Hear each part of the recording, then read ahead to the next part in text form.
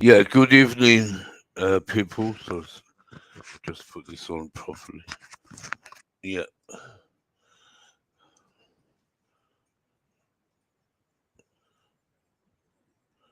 don't know.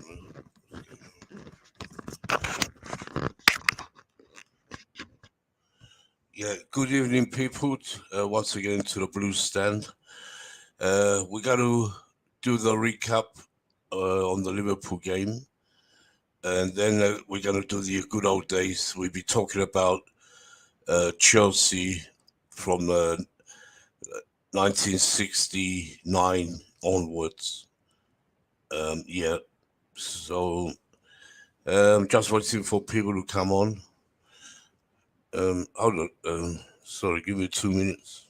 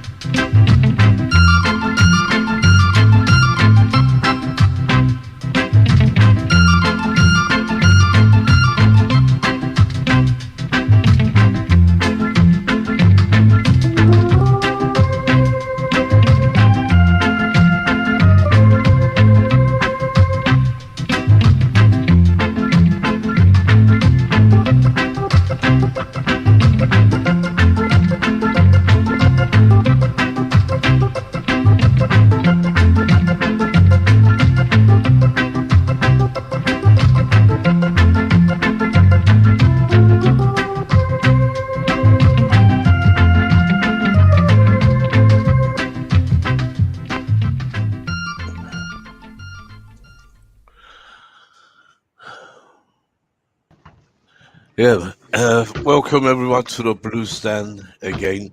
I was just getting ready.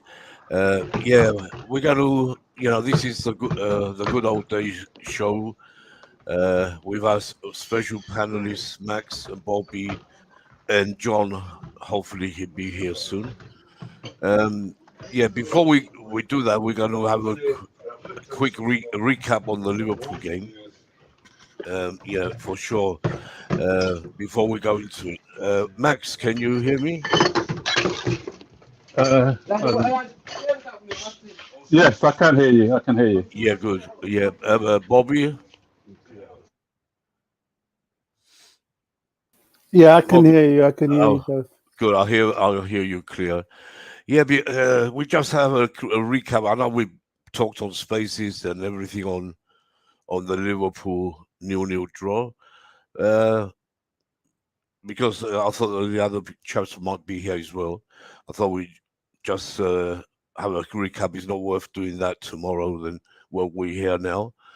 Um, yeah, for me, it wasn't a bad display from us. We started well. We had more of the ball, than Liverpool. We had better chances than Liverpool as well. Uh, the only thing, we needed to win. I wasn't very happy at the end with 0-0. I don't think anyone was. Um, but the only good things we saw when we saw Modric coming on, showed us some special qualities for the little time he had. And the other youngsters who played, yeah, Lewis Hall didn't have a great game, but it's more experience for him. Chukwuemeka came on only 10 minutes, which I thought was wrong. Far too late to change the game. Fofana, Tetro Fofana sitting on the bench wasn't used. We tried Aubameyang, but for 10 minutes, what's he going to do? I thought Ziyech had a very good game. Ziyech is on form at the moment. Um, Most of the players had a good game, but yeah, but we should have done better really because Liverpool they don't look like the old Liverpool at all. They were there for the taking, and we didn't do it, even with all the injuries we have. Yeah, Bobby, what do you think about that Um, yeah, I mean, clearly we're a team now in transition? transition. We really are. Yeah, Um, I think we won that game personally. We should have won it. There was a lot there to mm, um, to exploit from Liverpool, but I think that goal in the first half was a goal. yeah, Um, and yet again, Chelsea have to play extraordinary football and score the perfect goal to allow a goal to stand against Liverpool. That's the only thing that annoys me. But there was much there to be positive about. Now Potter has, is it 12 days, 13 days to work with yeah, yeah, the bulk of the players and some of the new players. I still think we desperately need to make sure we do the midfield deal. We have to try and at least do the Caicedo deal yeah, and the right back deal. Yeah. So yeah. It's true, Bobby. Yeah. What about you? What do you think about we lost out on Trossard? We saw him play today. Had a yeah, I good game mean, actually when he came on. it was either Trossard or Madrick, wasn't it? More or Yeah, less. yeah, And I think we have the better investment in Madrid. Having said that, Chelsea fans, please, some of them were already attacking 19-year-old Chukwuemeka, who came on for yes, 10 minutes, and yeah, because the ball got caught under his feet and he fell over, they start attacking him. I mean, it's not acceptable. crazy. Yeah, Lewis Hall in midfield, yeah, he made a mistake, but yet again, I thought J5 had one of his better games, but still, he overworks his partner. yeah, He had no business allowing Hall the responsibility of being the last man to collect the ball. That was for him to do. He's a senior player. So Hall was covering up for him a lot in midfield. y- Um, yeah, Madrick, he's 20 years old. These guys, they need some time. They're going to come on, they'll be brilliant. They might go through a spell of loss of form, and we have to still back them. Noni, the same thing. We've got all these young guys. Badia Shield, lovely player, but he's 21 years old. We've got to expect that there will be times where it might be a bit rocky with them.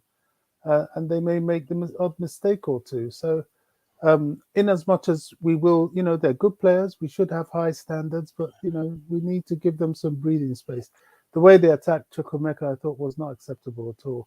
Even Yeah, Lewis Hall, some people were attacking him. I'm like, what is wrong with you? This guy's 18, yeah, doing things, But crazy. apart from that, yeah, Yeah, it's just not fair. It's not acceptable. Apart no, from that, you it wasn't. It, it wasn't.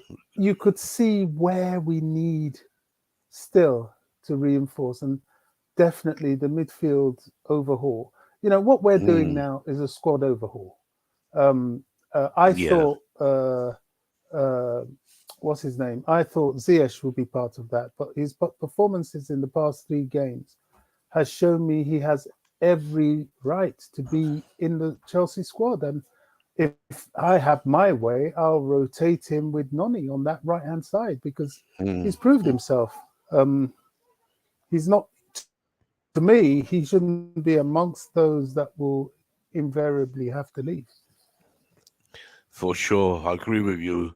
Yeah, Ziyech is he form. He's steady with that left foot.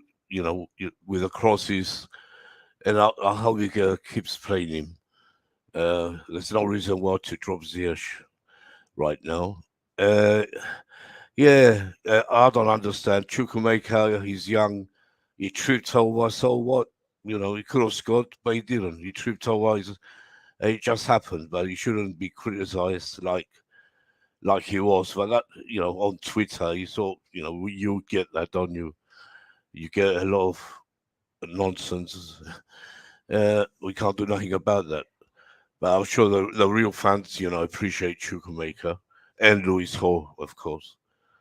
Yeah, Max, what was your take on the game? Was you happy with the 0-0 or?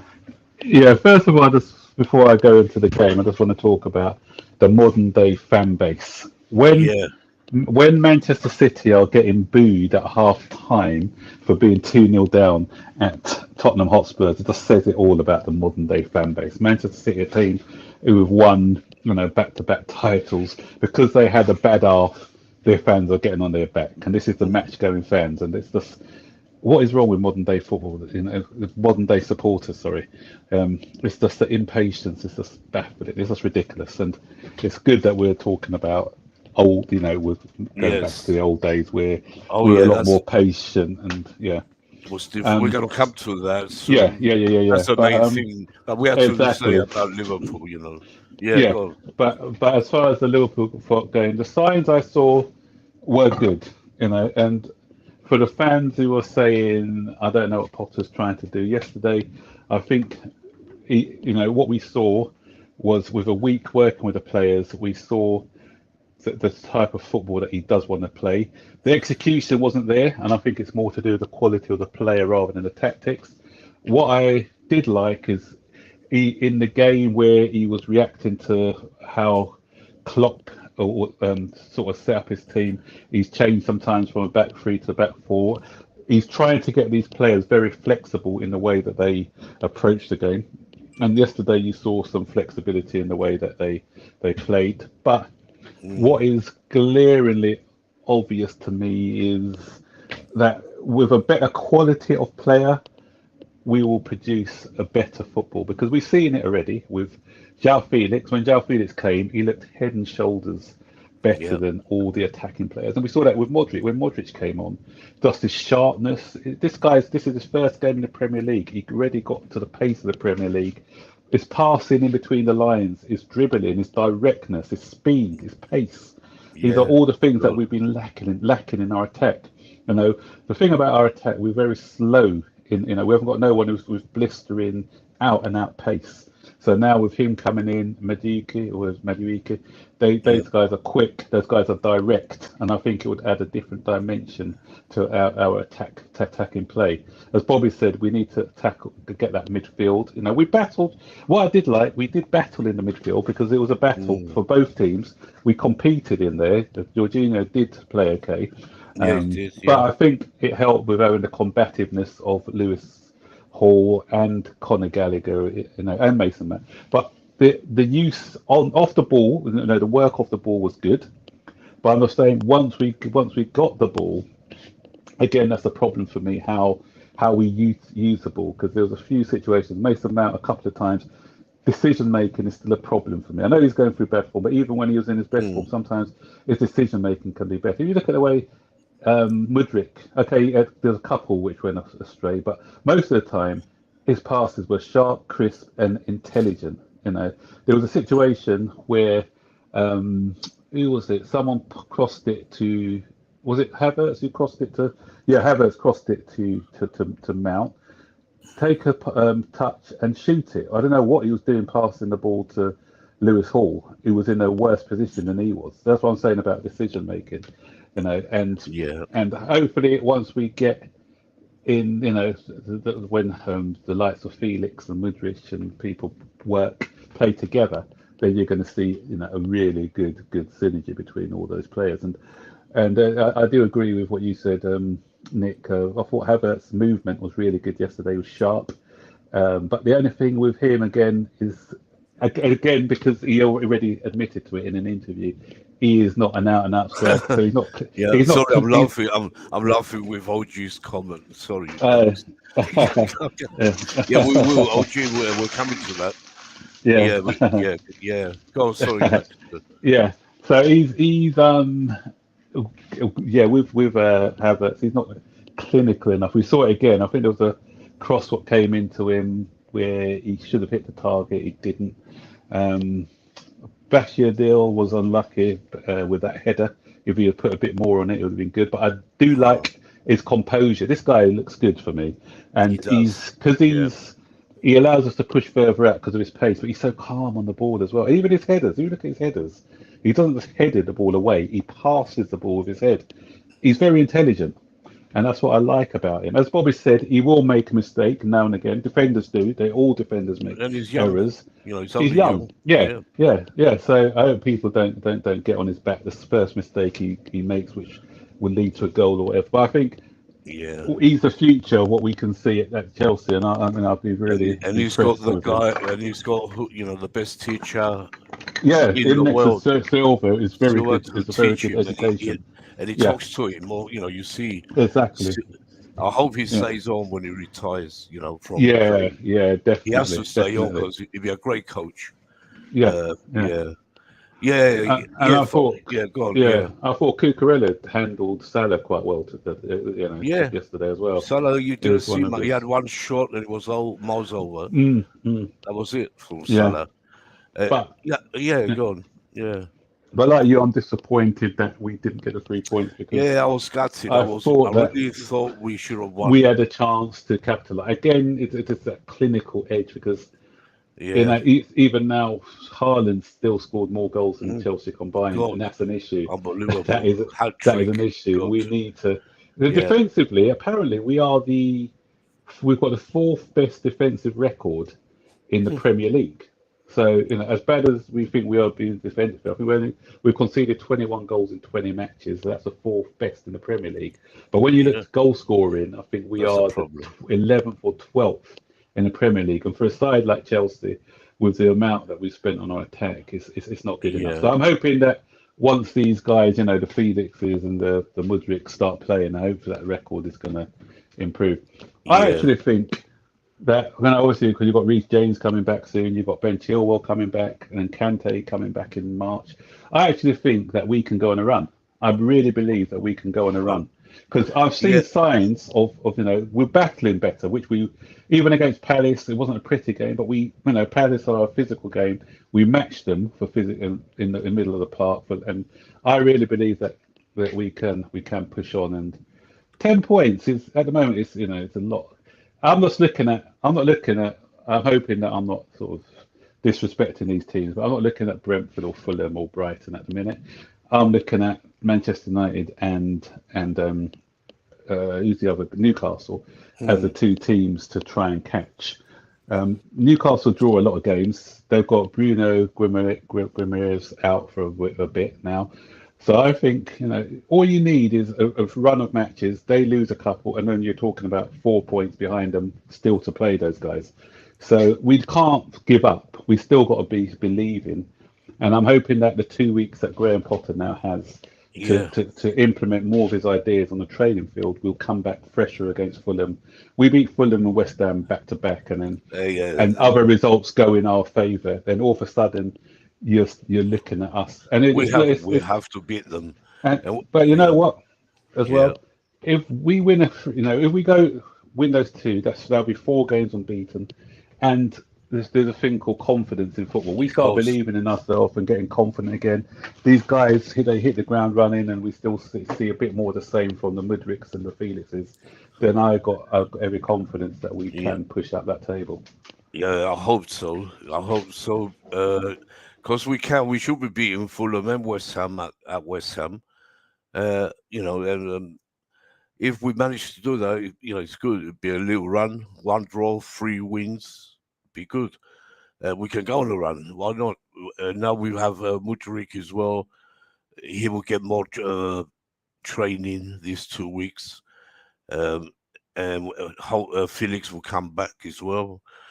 So, uh, we can. Let's hope we do. But like we said, whatever happens this season, it's a transition period. So I'm not going to get worried if we don't make top 4 or we don't win nothing. Uh, we see next season what we're going to do. Yeah, yeah, yeah. OG is saying, yeah, the last time we drew 0-0 with Liverpool was in the 70s. Yeah, I remember that game actually. Yeah, we drew. I think it was at the bridge, if I remember correctly.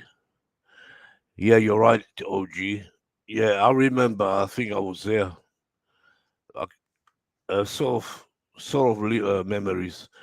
Yeah, I never. Yeah, and never forget the Liverpool fans when they filled that the North Stand. You remember the old North Stand? God, they packed it. So did Arsenal, United. You know, all the major big teams. They packed that stand. In those days, we had the North Stand. We had the East Stand, but not the new East Stand we have. We had a different stand. I'll bring it up in a minute. Yeah. Um, yeah, I think we talked about Liverpool, Chelsea, a lot of, enough. Anyone else wants to say anything about the game? Uh, yeah, so let's move I on. think Yeah, go on, Bobby. looking at the Arsenal game today, Oh, yeah, God, what a um, game. yeah, one thing that really stuck out to me, apart from the efficiency of their midfield and the authority of people like Thomas Partey, Xhaka, they really have their midfield sewn up. But Yeah, it's what their forward line give them. Odegaard, Saka. The way the decisive shots on goal. They're doing things that we are expecting from our Mason Mounts and yeah, Havertz, and at the moment they're not doing. I can't remember the last time I saw Havertz actually take a shot from outside the box. He's capable. Mason Mount, well, we all know long he's off time. form. Mason Mount is really off form And badly. But you know he what? is. We And saw more from. Sorry, Bobby. Yeah, I think we saw more from Jao Felix taking yeah, shots on target against Fulham than we did. I think for the entire season, he took Yeah, about well, 8. this is Every it. time he looked at the ball, it was bang. it's He wanted to true. shoot, but when This is we it. missed that directness, It and was. yeah, That's true, Max. Well, Yeah. this is it. Most definitely, this is it. This is Oh, the point I'm making, sure. and this is Yeah. why I know there's a lot of silliness about Mason at the moment. Some people are going OTT, and I don't believe they're Chelsea fans. I think they're Arsenal fans in disguise, trying to put muddy in our waters.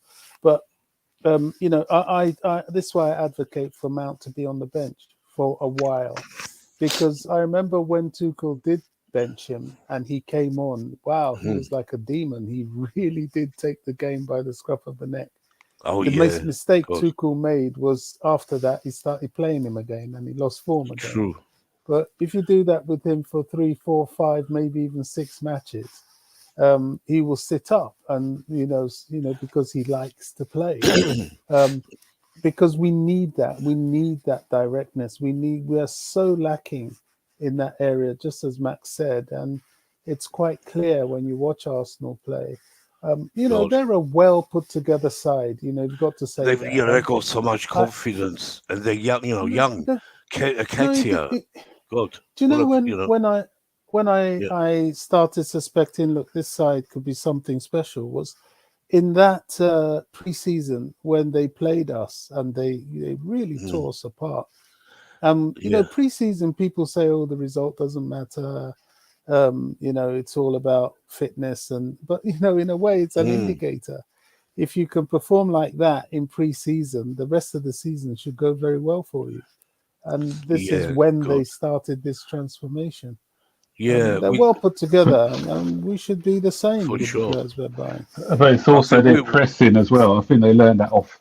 Obviously, yeah, Arteta was working with Pep, and it shows because their work off the ball. Even if you look at when they were looking for a goal today, in that last 15, 20 oh, minutes, Manchester unbelievable. United couldn't get out.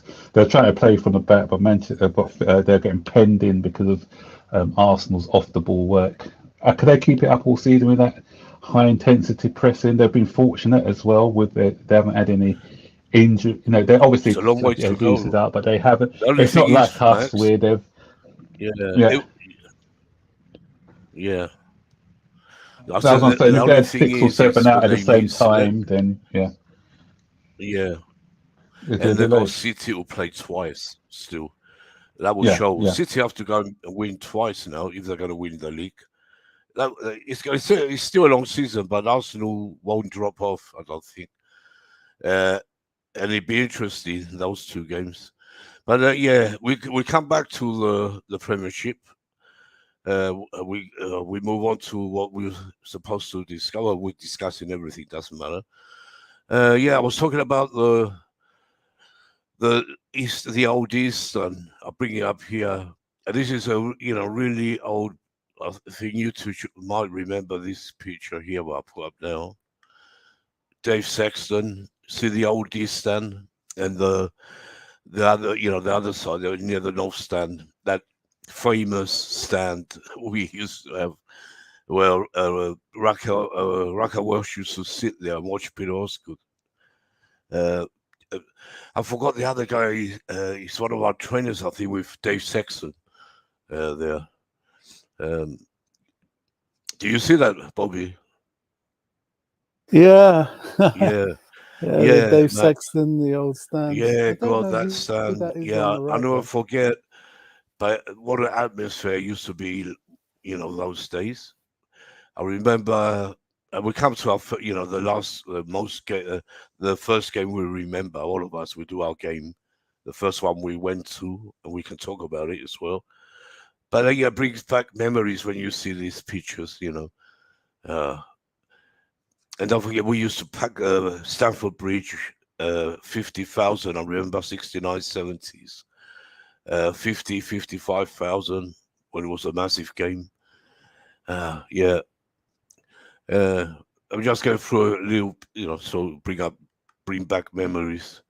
And our great chairman Brian Mears, when he see the East Stand, when we finally made the East Stand, that time it looked so strange because we had the old stand as you see there in the north stand, and we had the East Stand just built. In there, it was 1970. Oh God, 72, something like that, I think. No, 72. We got rid of. Yeah, I think just before 72. 72 must be. Yeah. Uh, yeah. Well, great memories. He was a good chairman, great bloke. Um, different sort of people those days. It was really good. I got so many. I think you two remember this with at the back of the ground. We used to train in that car park. It was the Chelsea players in the training gear. Remember, Yeah.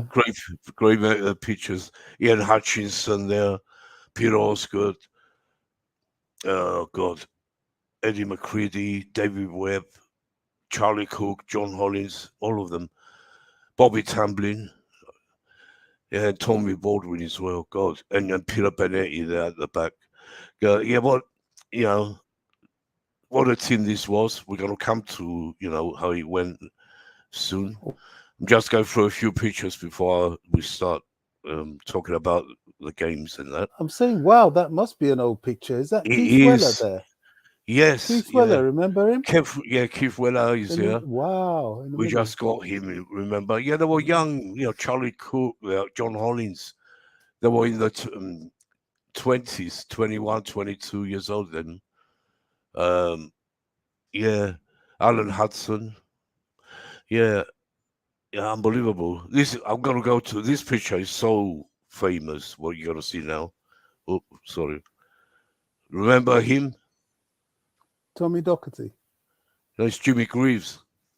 Wow. In the car, God. Jimmy Greaves with his car. Yeah, fans. Jimmy. Yeah, you see it, but Max.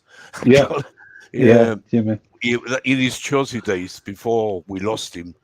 Yeah. I've met Jimmy Greaves before. Have you met him? Yeah. Yeah, great bloke. Great, Yeah. what a Yeah, player. he's nice. What a I was on that TV shame. show, Saint and Greavesy. Oh yeah, Do you remember that show? Yeah. Never I've been on it a forget. couple of times. So That was unbelievable. yeah. He was Really a nice guys to talk to, because I talked to them after the show as well, and they're just really, really welcoming. Him and Ian St. John. Yeah, great work. He's only about 18 years old, maybe 19 here. This is when he played for us. We should have kept him, really. There wasn't a contract for that or something. The biggest mistake Chelsea made. They didn't want to pay what Tottenham paid. Remember? This guy, yeah. But he went to Tottenham and he's an unbelievable legend. Yeah. Go on, Max. So you talk a bit about him. No, what I'm saying, obviously, I wasn't born when he was around, but I obviously used to know my history when I started supporting them. And I remember the one season he scored 41 goals for us in a season. I remember him more playing for Tottenham. And the first game I went to was at Tottenham West Ham. I was only about 12, maybe. Then that same time I started going to Chelsea. I used to follow Chelsea, of course. Tottenham was near my brother, who's only a year older. We went together, and he stayed a Tottenham fan, and I've always been a Chelsea fan. Right. It's funny. But he wasn't just a poacher though, but he was a very skillful player as well. Unbelievable. Yeah.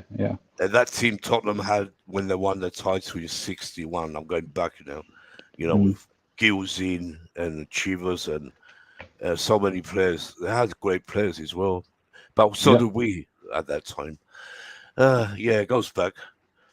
Yeah, let's go.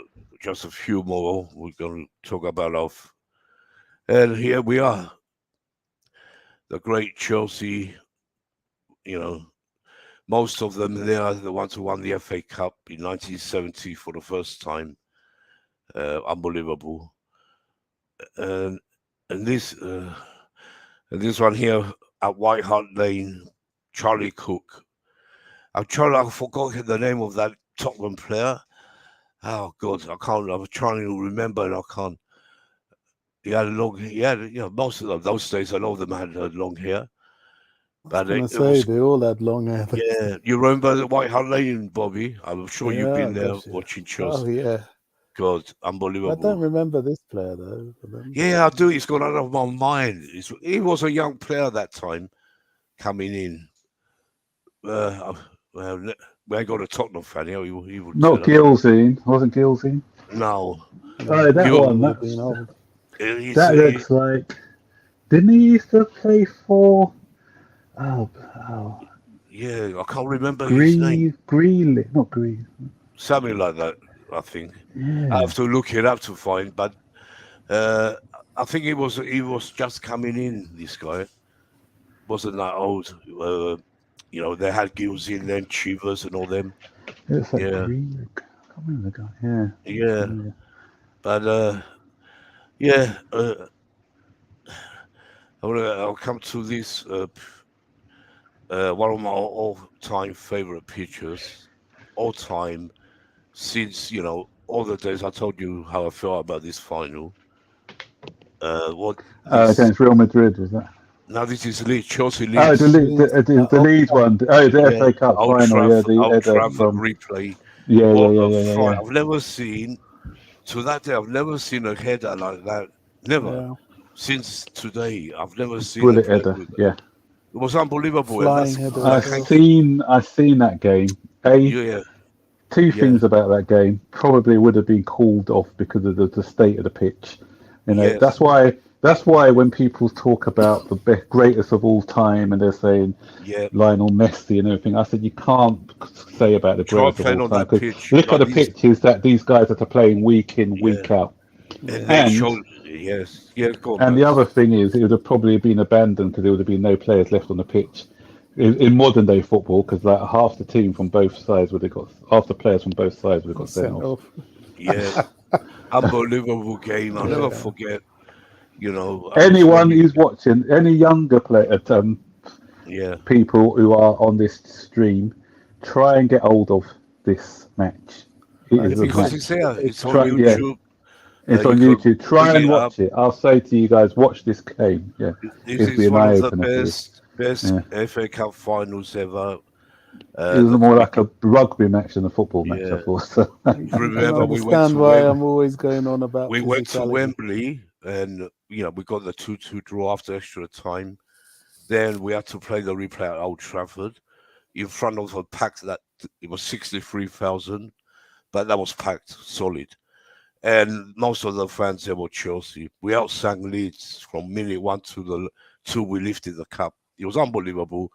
Yeah, I advise everyone to go and watch this game if you haven't, because And also, yeah, it's yeah, worth noting because a lot of the younger fan base may not know where our rivalry with Leeds came from, and it's because of these sort of matches in the 70s why we've still got that rivalry with Leeds up to now, up to these days. Yeah, yeah. and it's not only the players; the fans were a bit Of course, and lively against we each still have other. the Yeah, rivalry.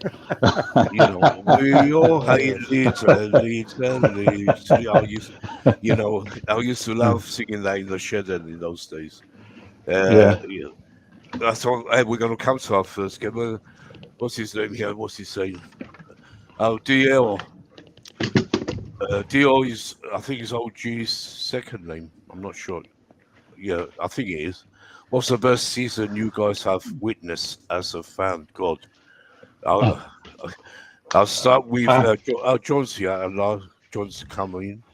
Let's put We John in as well. actually witnessed. Who I've wants got to, different. who I'll wants go to start? first. Yeah, go on, Max.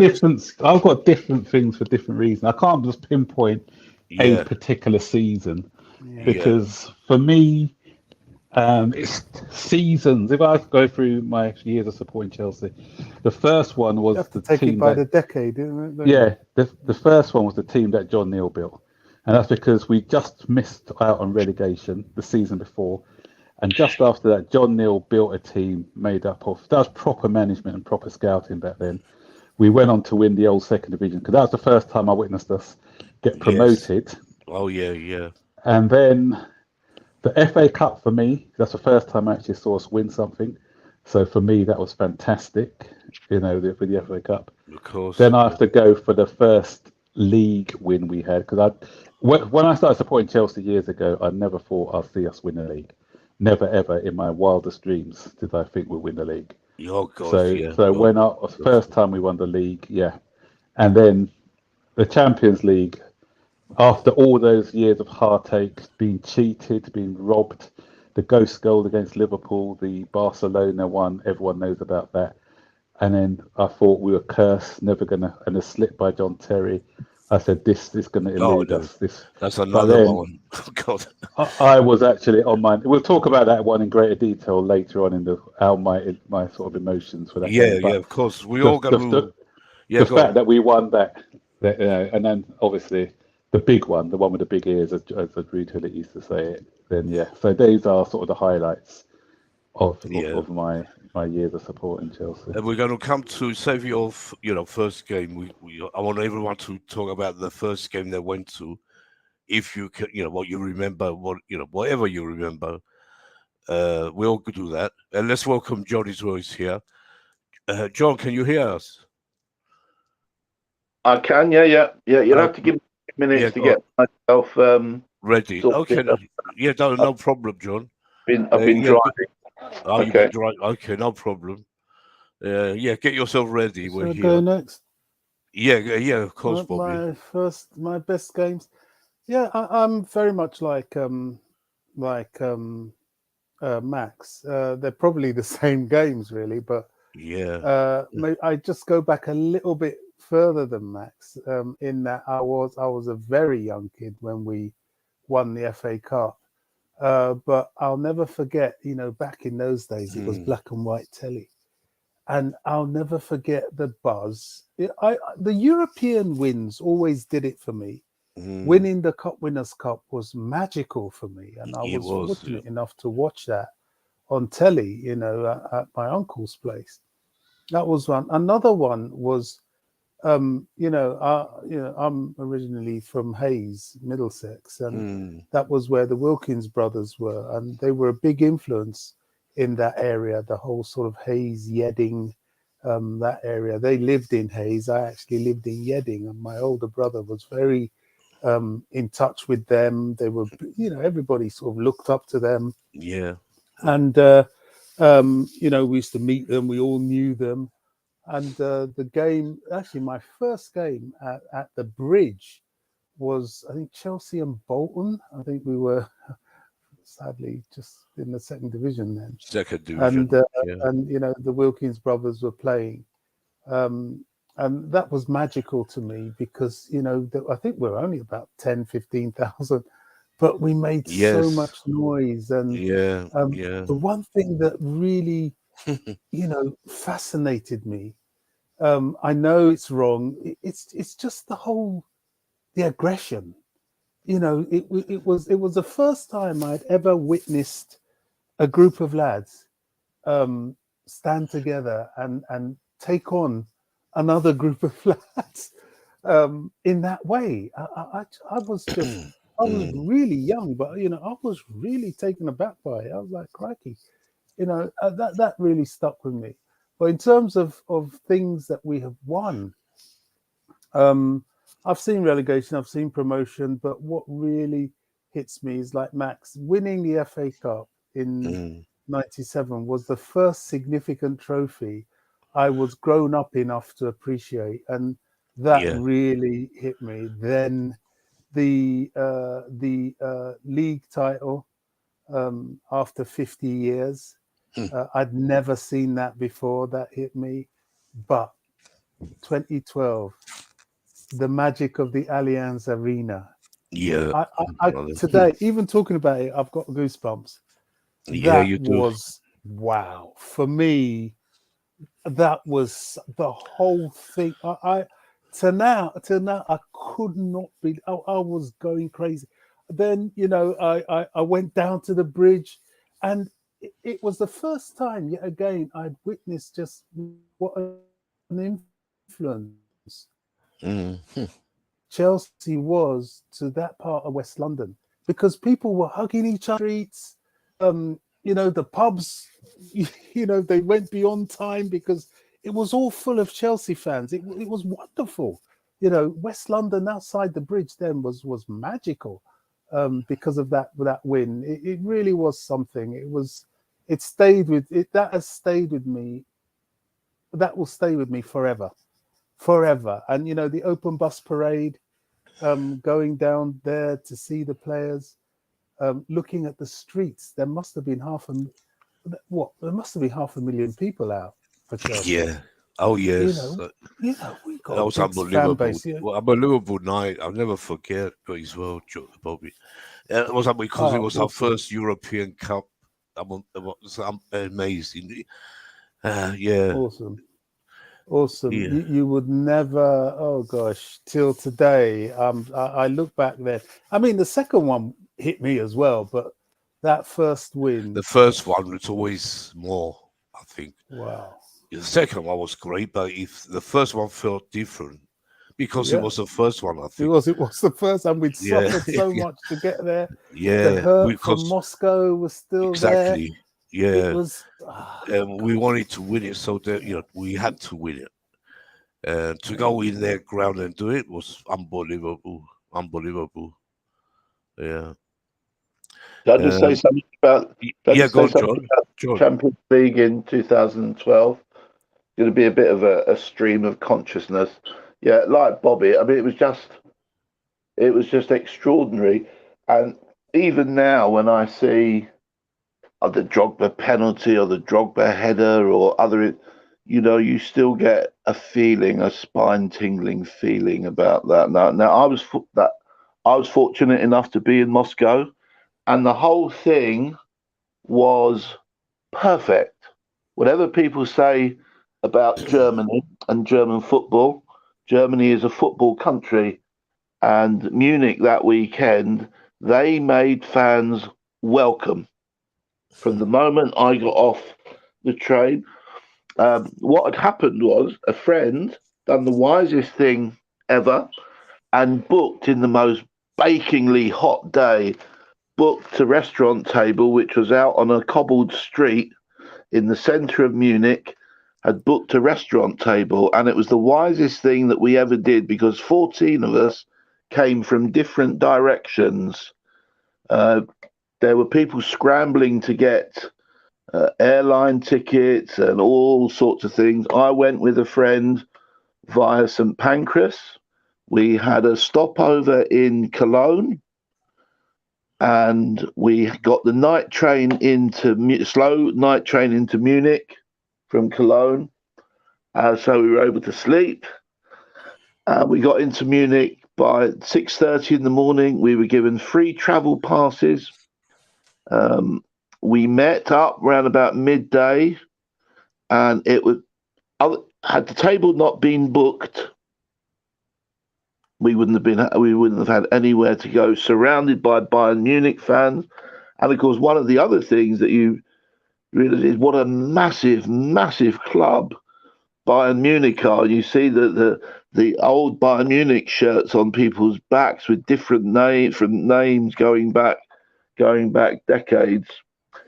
The other thing that night taught me was 5 penalties. It never worries me if you if you miss a first or second or third penalty. Never. 5 penalties is a very, very long time.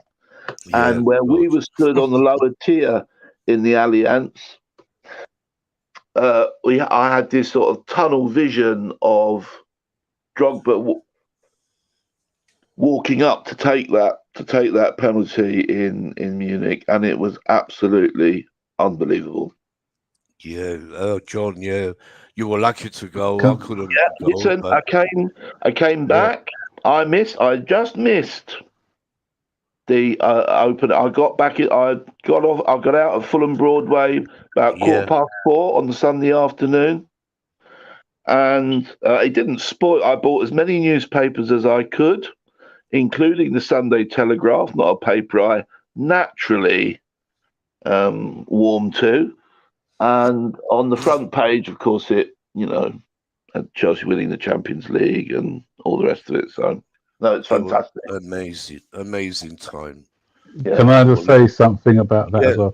Yeah, of course, Because man. obviously, the heartbreak of Munich, and I was watching that one at one of the bars near Chelsea Football Club, and It's exactly You mean Moscow? before you go ahead. the Moscow one, and people in Like sort tears. of voice, it's asking what you're talking about. The performance that shattered your heart as a Chelsea fan. That's what he's saying. Right, yeah, right up there. The Moscow one, that was horrible. Moscow for sure. And then the thing is, when because Germany, when it came to penalty, I thought penalties and Germans, we didn't perform well in the penalties last time. Mata missed the first one.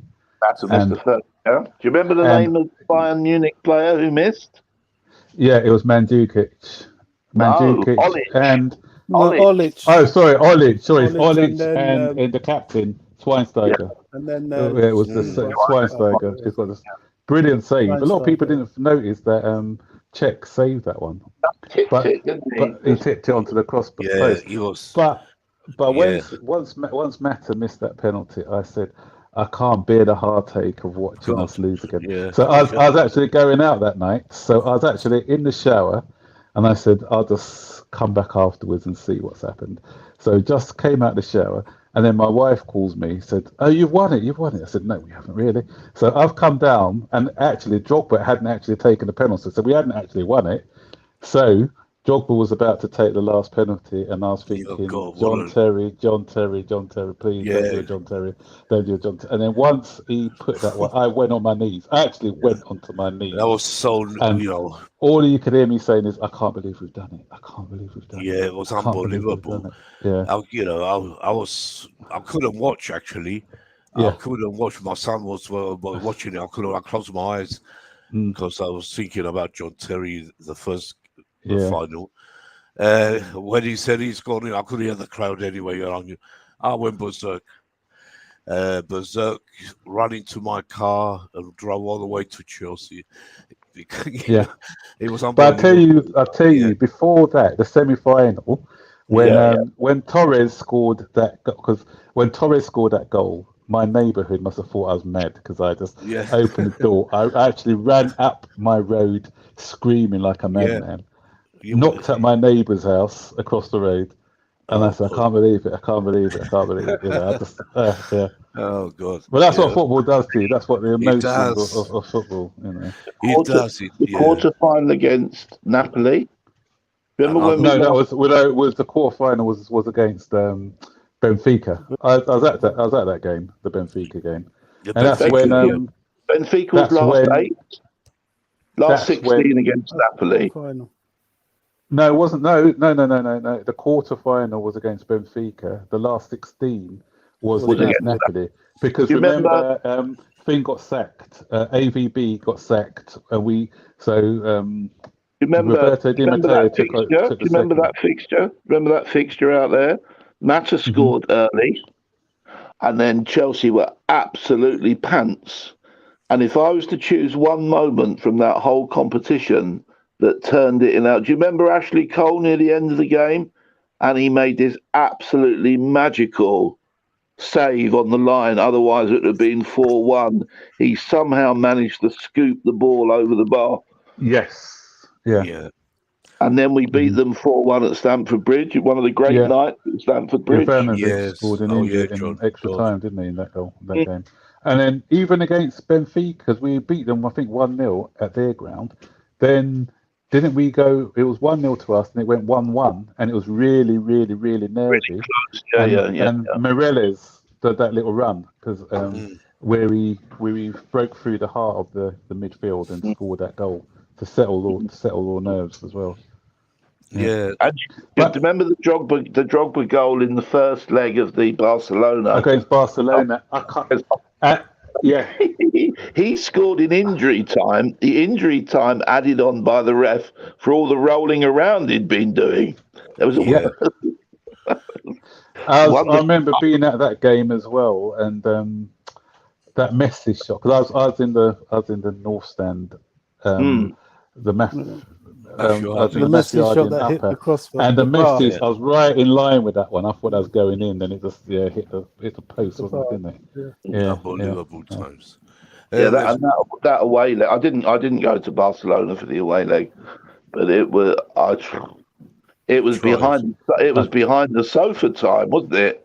I was actually banned by my boss actually at the time. He was a Chelsea supporter, and he banned me from going to that match. He said, "You're not going to that one, Max," because I went to the previous 2 against Barcelona, where you remember that one where we lost 2-1, and that guy with the long hair, Maxi Lopez, I think, scored, and we had a sending off, didn't we? We were winning, and we had a sending off, but then we came back to the bridge and beat them 4-2, the John Terry header.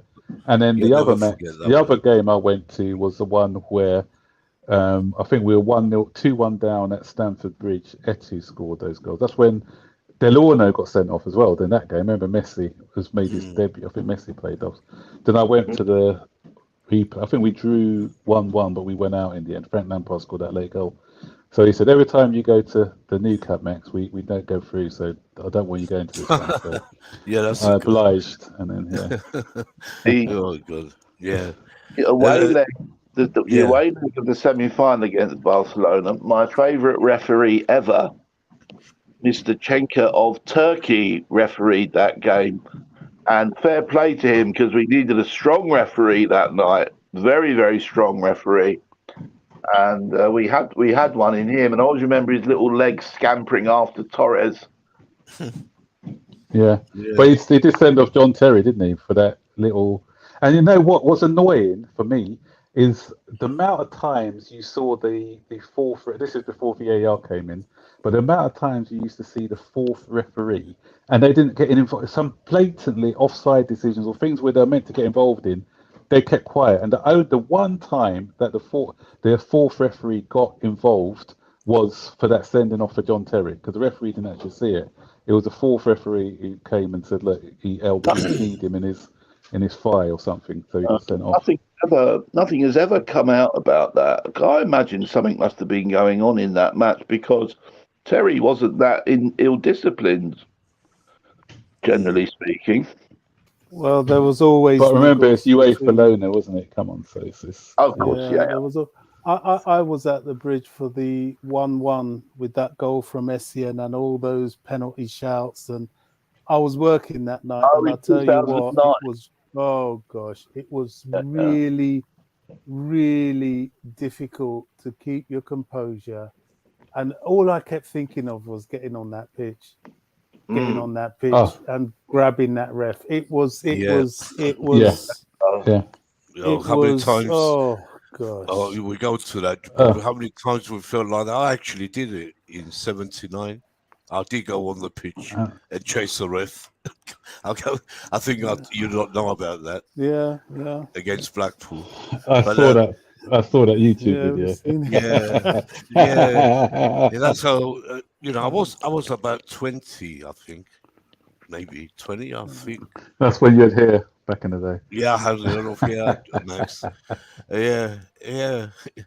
I had hair. I was slim and everything. But yeah, it happened. But I've mentioned it a lot of times. Yeah, you can go on YouTube and watch it. Brian Moore commentating on it was a big match. Yeah. Unbelievable. Didn't he call you an idiot or something? Yeah, he was. Yeah, who's this idiot? I'll never forget his words. I love Brian Moore. What a man! But when he said, when I watched it, I didn't know it was on. But the next day, everyone's still my brother and sisters. They go, you're on the big match. I was like, what? You're on the big match. We saw you on the big match. It was so For funny. the younger ones, Nick, the big match used to be the highlights program, which was on ITV, and Sunday, that was, and then match of the day. Match of the day used to be on a Saturday night. The big match used to be We had on a Sunday. And we had Jimmy Hill on match of the day. And we had Brian Moore. The big match. And I'll never forget when I still remember Jimmy Hill when he was on ITV first. Remember? Chinny Moore. Hill. Yeah. Jimmy Hill was, with Brian Moore in those days. I was young, God. But that game. There's so many games I can. We come to that. Let's answer a certified question first.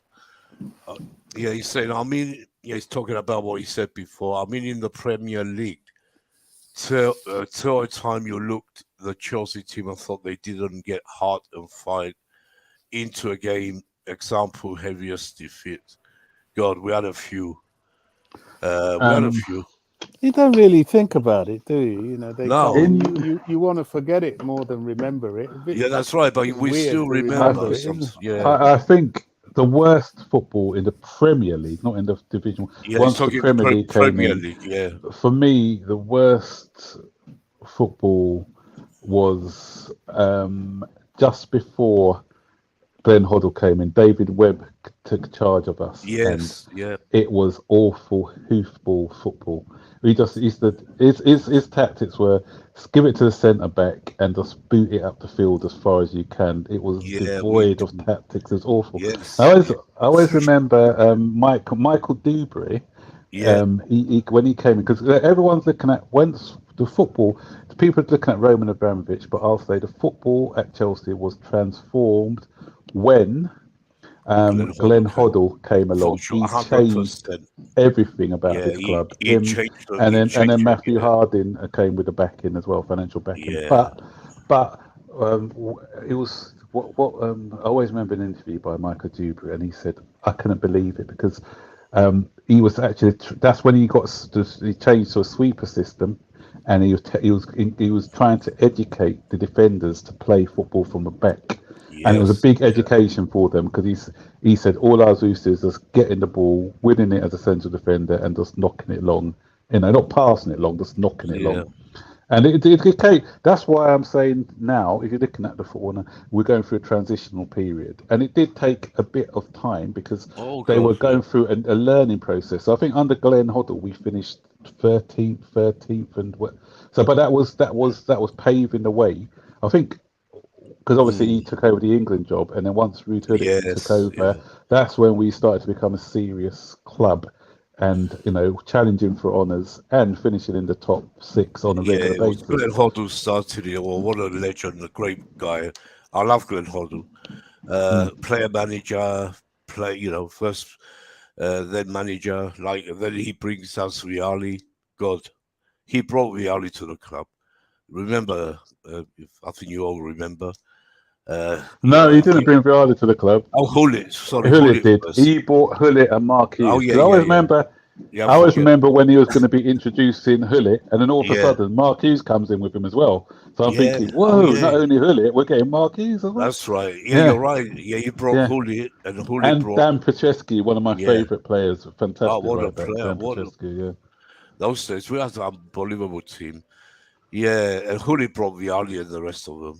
yeah. He brought in Di Yeah, Matteo, Viali, but, Laberce, people like it that. was Glenn Hoddle, who brought Hullet, he started everything. Glenn Hoddle Yeah. changed the way we played And it from a wasn't only you know, that though; it was yeah, also the Bosman ruling, because the Bosman ruling then allowed yeah, us to get these players on a free transfer, and I think yeah, that helped the club immensely as well. Because without the Bosman ruling, we probably wouldn't have been able yeah. to see the likes of Hullet.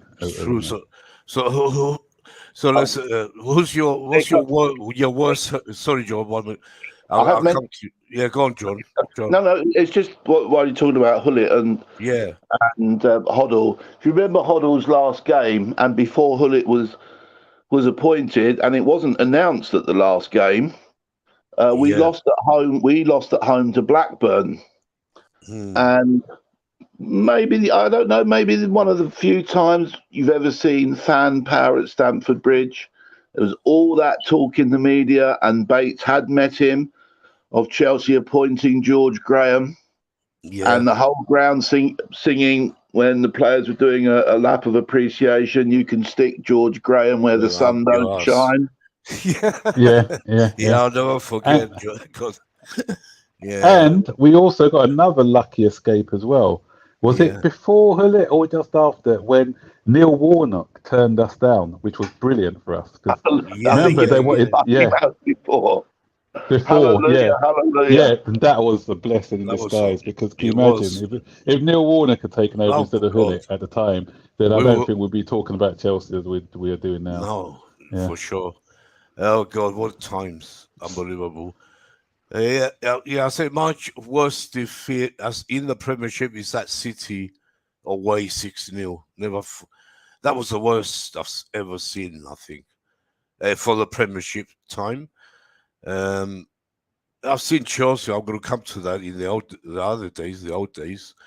Yeah, 35 for me is a 6-0 away to City.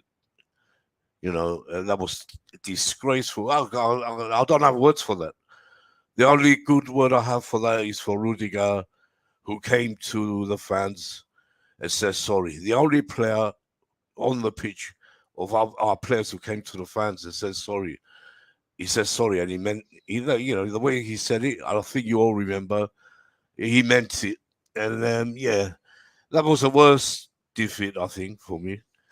Yeah, Yeah, in the Premiership. as well as that one, I remember the 4-2 at home to Arsenal under Oh yeah, AVB God, another one. Yes. when we played that Oh, ridiculous high line and we just didn't know, we didn't and we fight. got We didn't. Oh my destroyed. God, Yeah, and we because were going crazy on here. I remember talking yeah, about it because we didn't show no fight, no spirit, no, which the, we never do against Arsenal. We always that's it. show Because up. under Oh Mourinho, we yeah, didn't used to lose to Arsenal. We used to never. own Arsenal, and then for them to come to our backyard and beat us 4-2, that And we was didn't like, show up at yeah, all. The yeah. whole team it was but disgraceful. Yeah, them two I think are the worst Premiership ones certified. I Yeah, think one of the in the first division, I can't remember which year. I'm not brilliant on years, but when we were yeah. literally a yo-yo club. Do you remember under Danny Blanchflower? Wonderful, Oh, wonderful. 7-2, 7-2 Yeah, against I Middlesbrough. think we took the lead. We were Yeah, 1-0 up at Is that Danny, did lost at Middlesbrough. against Middlesbrough when we Middlesbrough, yeah. But we went remember, yes, Peter yes. Osgood came back to us, didn't he? He scored one of Yeah, the goals, didn't he? he came Because he back came from back. Yeah, Southampton. yeah. Yeah, and he was getting on a bit, but not that bit. But since that, remember Peter Oscar when he was young, he broke his leg. Mm. Remember, but he came back. He would have been one of the best up there with Pelly if he didn't break his leg. Everyone was saying it. What a Uh, yeah, go on, Joe. but who he was in a tackle with to break his leg? God, he was young. I was very young as well at that time. He was. I don't think there was any malintent. There was certainly no No, lasting bad feeling. It no, he was wasn't. They didn't go out to break it, but he no. just It was yeah. Emlyn Hughes when he was Was playing he? for Blackpool. God, yeah, you remember that? I remember reading the book. Obviously, I was too young for that, but I remember reading Yeah, I his was a bit autobiography. young. Great hero. John, are you older than me? Maybe you I'm, are. I'm considerably younger, Nick. I think. You're younger. Yeah, I'm 65, coming on to 66 soon, July. I'm considerably younger then. Oh, so you are. You remember the MDQs? Probably, sometimes we forget things. But unbelievable. Let's go. And going on to worst defeats, can you remember that horrible Easter that we had one year? Then we got beat 6-0. Was it by QPR and then 4-1 by West Ham? Yes. Yeah, Oh, and that was back. Yeah, oh, that was shocking. That That was Yeah, QPR defeat was shocking, shocking. yeah. On the shocking. shocking pitch. We had some shocking results. We did. We when we lost, what was it? We lost, I think, to Nottingham Forest 7-0. 7-0. Remember Yeah, that? That's yeah. years That was ago. in the Premier League as well, wasn't it? Was it Premier as well? God. It was Premier League. Yeah. Yeah, it was. God. Yeah, that was really bad as well. So, we had some bad results. I mean, we had some great times, great moments, great times. Yeah, so that's what I want to come to now. I'll come to. I'll start from you, Max. What if you remember your first game ever as a Chelsea fan? Tell us which game it was and about the game, the experience. I can't remember the result, but it would have been against Crystal Palace, and it would have been an away match because I actually live close to Crystal Palace's ground. I live probably about 15, 20 minutes a walk away from the Crystal Palace ground, and that's where I grew up.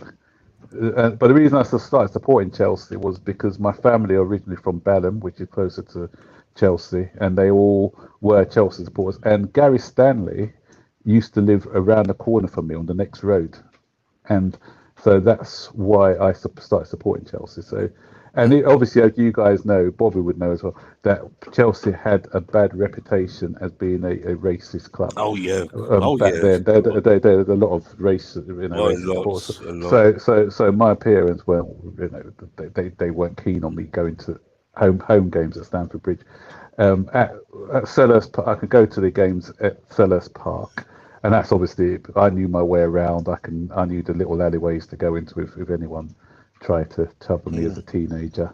So I used to go there, and then I think then after that, Charlton used to share a ground with Crystal Palace as well. Yes, So yeah, so whenever Chelsea played Charlton, so I was able to go to the Charlton and the Chelsea games. First game I went to at Stamford Bridge it didn't occur till I think it's either the late 80s or 90s, and then fittingly it was against Liverpool, and it ended up 0-0, which was yesterday's yeah. result. Yeah, and that's the time I started to go to Stamford Bridge. I was a bit bigger, grew a bit of muscle, so I thought I could look after myself. I could Yeah, look after I myself a bit better remember then, those and days, Max, and yeah, one particular person, right? He's an actor. He used to be in the shed and all the time in those days, 60s, 69, 70s. I forgot his name. And the guy, I never forget him. Used to be in that comedian show, the prison, the prison show, old one, Behind Bars. What's it called? Oh, God. He used to, right now, I'll remember in a minute. It's going back a bit. But yeah, let me just read a few comments before I go to Bobby. Big up. Yeah. Let's see what he's saying. Parex King, did you back Paul Carnival? Yes, I did. I'll never forget when he made his debut. I was there. that was horrible against Yeah, Crystal Palace, and yes, Max. I actually Yeah, thought, yeah, because yeah. I actually thought that the Palace fans were the ones who were booing, but He was when our I fan. saw that Yeah, it was our own fans, it I was was. absolutely God. shocked. Yeah, sure. Yeah, Unbelievable yeah, because they just, they were like that those days. We never had, he was the first black player. Don't forget. And what amazed me, the way he went about, playing through all that abuse, and becoming one of our best players at that time. It was unbelievable. yeah. Paul Cannavale. I had the pleasure to meet him, and he gave me his book, signed by him. Black Uh, and blue. Black Yeah, I've and read Blue. that. I have it. Yeah, yeah, Since years ago uh-huh. now. Can't Yeah, remember yeah. when, but yeah, I still have that book. Yeah, Paul Cannavale, great player. He got some, great goals. Won us big games as well with Kerry Yeah. Dixon and all. Kerry Dixon, Pat Nevin, all Uh-huh. them. I think Unbelievable. what his turning game was that game again. Remember, we used to have battles against Sheffield Wednesday, Yes, I was going to say and that that Sheffield Wednesday. game where we were God, 3-0 down at half yeah. time against Sheffield Wednesday in the cup. What a Back game. then, that's when we didn't have the matches weren't live on TV, so you used to have to listen to them on the radio. I was listening to that match on the radio, and Yeah, it was on I TV think on the that was 4-4. the yeah, Yeah, and then yeah. no, the highlights were, but not that it wasn't Oh, yeah, maybe. the Yeah. and then Paul Cannavale came on at half time, turned the game 4-3 up, and then Big Doug Ruby gave away a penalty, didn't he, to make it 4-4? Yeah. Yeah. What a game that I'll never forget. It was the quarter Mm. final, wasn't it? The League Cup It was, yeah. quarter final. The thing is, we went back to the bridge and we lost, didn't we? I No, we think. won. We won Oh, we won 3-1. that game. Pat Then we Nevin lost to scored a hat trick. We got Sunderland. We lost to Sunderland in the semi-final. Yes. Clive Walker, wasn't it? Who scored? Yeah. God. Old player. Oh. And we lost to Sunderland, if I'm correct. Or was it Semi-final. Sheffield when No, it was Sunderland? Sunderland. Sunderland, yeah. I'll never forget they beat us at the bridge and we went crazy. Clive Walker scored, yeah. Yeah, and when we were mad, I'll never forget the fact how we were then. Yeah, Parex, yeah, I did. Paul Cannavale is a legend. He's still around at the club, he has his thing there.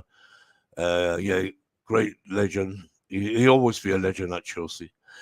Yeah. Yeah, let's go to Bobby. Bobby, what's your first game and what you remember about the game? My first proper game after the game against Bolton at the bridge when I was really young and almost sort of in awe of everything around me was Chelsea Arsenal at Highbury, that famous game with Kerry Dixon's equaliser Oh God, on a look, the really 1-1, hot the summer's 1-1, day. the Yeah, 1-1. I was there, yeah, yeah, along really with hot. 25,000 other Chelsea fans, mind you. We took a Yeah. lot to that game. Oh, A lot happened after that game, though. That's the thing, you know. A lot of my young memories were filled with a lot of drama it afterwards. was. It was. Oh God, the emotion, drama. Yeah, which kind of tainted things a bit. But boy, that was I'll never forget the goal from Kerry Kerry Dixon, Dixon. You know, the unbelievable goal. celebration in the stadium. How we were all. You know, that was a good side. That was a very, very It good is. side. That's the side we came up from the second division, remember, and Yeah. we came and we finished high that season in Division 1 when we come back. We finished, I think, was it third when we come or sixth? I'm not sure, something like that. Anyway, but I think we were yeah, third, weren't we? yeah, I that think we finished season? third. Yeah, you're right. We Yeah, actually had a bit of a title challenge, and then we did. we took off. Unbelievable game that was. I'll never forget because I was there as well. And never It's forget. amazing that you were there. You see, life's funny. You know, you never know. We could Yeah, have crossed paths or anything. Highbury. I'll never forget the old. You know, when I start talking about those days when we used to go to Highbury, take the North Bank. Yeah. You know, Yeah. all because we just used to pay and go in. We didn't wear our Chelsea scarves, Yeah. so we can go into the Arsenal fans. Yeah. It was crazy, you know. It was so, you know, you say now. And they had funny, that like, entrance in the away end Yeah. where you could very easily just climb the fence. yeah, the clock in. And we used to climb. Oh God, yeah. I mean, I most don't of our wanna get fans near were that. supposed to be in the clock, and they were. Majority were, Yeah. but the hardcore, like me and all the other people, all my mates and that, you know, the Chelsea boot boys. You know, that's what we used to do. We had to go and take the North Bank or try. And I'll never forget when we took it, and I was there. Arsenal were trying, they were moving in, moving out. But we were squashed. You know, squashed like sardines. You know, you remember Highbury when it was packed? Yeah. God, Yeah. it was unbelievable. And we pushed them on the side, and we went in the middle of the North Bank. And you could hear that on the other side, all the Chelsea fans, the majority, you know, applauding us for, you know, taking the North. We took the North Bank. We took the North Bank. We took the North Bank. Highbury. That's what we used to used to. fascinate me was that Yeah, people Joe.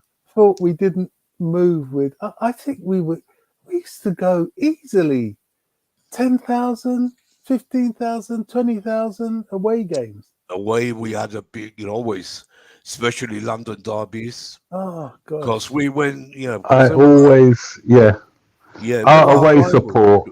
Yeah, I think our away support is so much better stronger. Yeah, than the It is, home but you know support. what? Going Because to they're away, it was together. so really, really united together. Yeah. Whereas an Oh away yeah, support, always. yeah. It's always been like that, Max. Mm. Through, you know, I used to go to every away game before when I could. I can't now, but when I did, we took wherever we went, we made ourselves heard. You heard them at Anfield yesterday. You could hear the fans because they're all together. 3,000 of them all together. The ones who you know, some half of them are in the Shedden and half in the Matthew Harding. You know, and when they get together, you know, it makes a noise. Just a quick aside from that. Did you see John Terry yesterday in the away Yes, end? yeah. Well, I forgot to mention Yeah. John Terry. Yeah, that was great. Dancing. I thought to see. Yeah. They were singing with him. You see it? Yeah. double. Yeah, that's how John Terry is blue blood. Oh, Oh, yeah, completely. blue blood. Yeah. That's what you call a blue, complete blue. How you say? We had a lot of players, even, you know, our ex-legends who are still alive. They're like that. Ron Harris is still he's older. He's an old man now, but he still looks good. John Hollins, the poor chap, is on the wheelchair, but they still love this guy. They will die. Is he in a wheelchair now? I didn't realise that. Yeah. I didn't know that. When I went to Peter Burnetti's memorial, I met him outside. His son wheeling him around. and he was so happy to talk to us. He wouldn't let you go. He just wanted to talk about the old days, and now it's telling him, we used to, in the shed and in those days singing his name and everything. You know, Yeah, one of the reasons I get so upset, especially yeah, with our midfielders these days, is that I remember players like John Hollins, right? If you ever watched it, well, you did. You must have watched him live. yeah. Of His course, yeah. work rate Oh on God, that. that's him.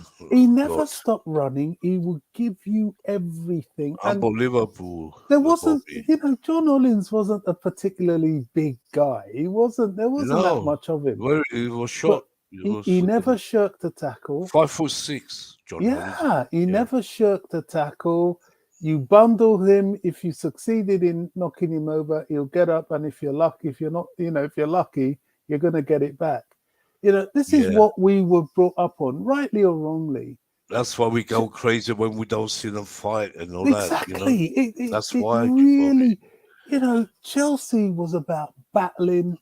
We faced a lot of brutal teams. I mean, crikey, especially in the Yeah. second division. But you know Yeah, what?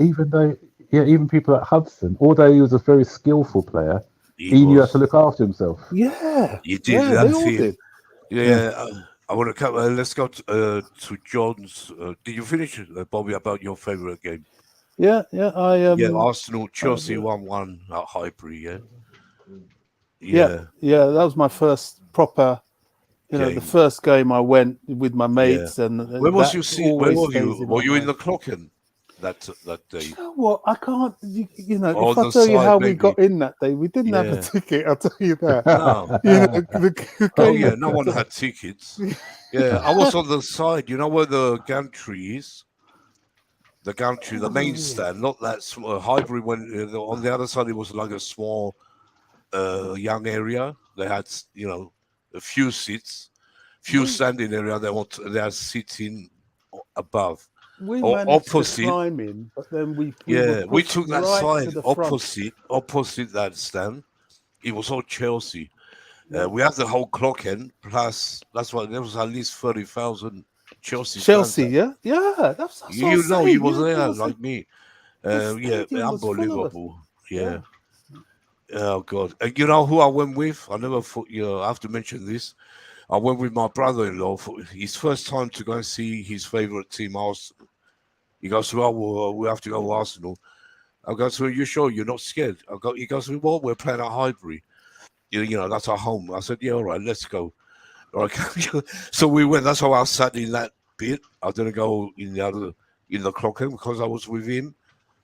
And Yeah. so it's well, we scored. Dixon scored, equalized. Everyone stood up and went berserk. He was the only one sitting down. He was scared. He goes, "Who was here? What's all these Chelsea? Why are they here?"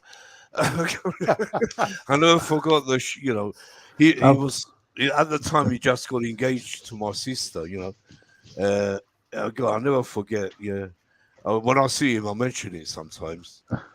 And he respects Chelsea because of that. He knows how we are. You know what I mean?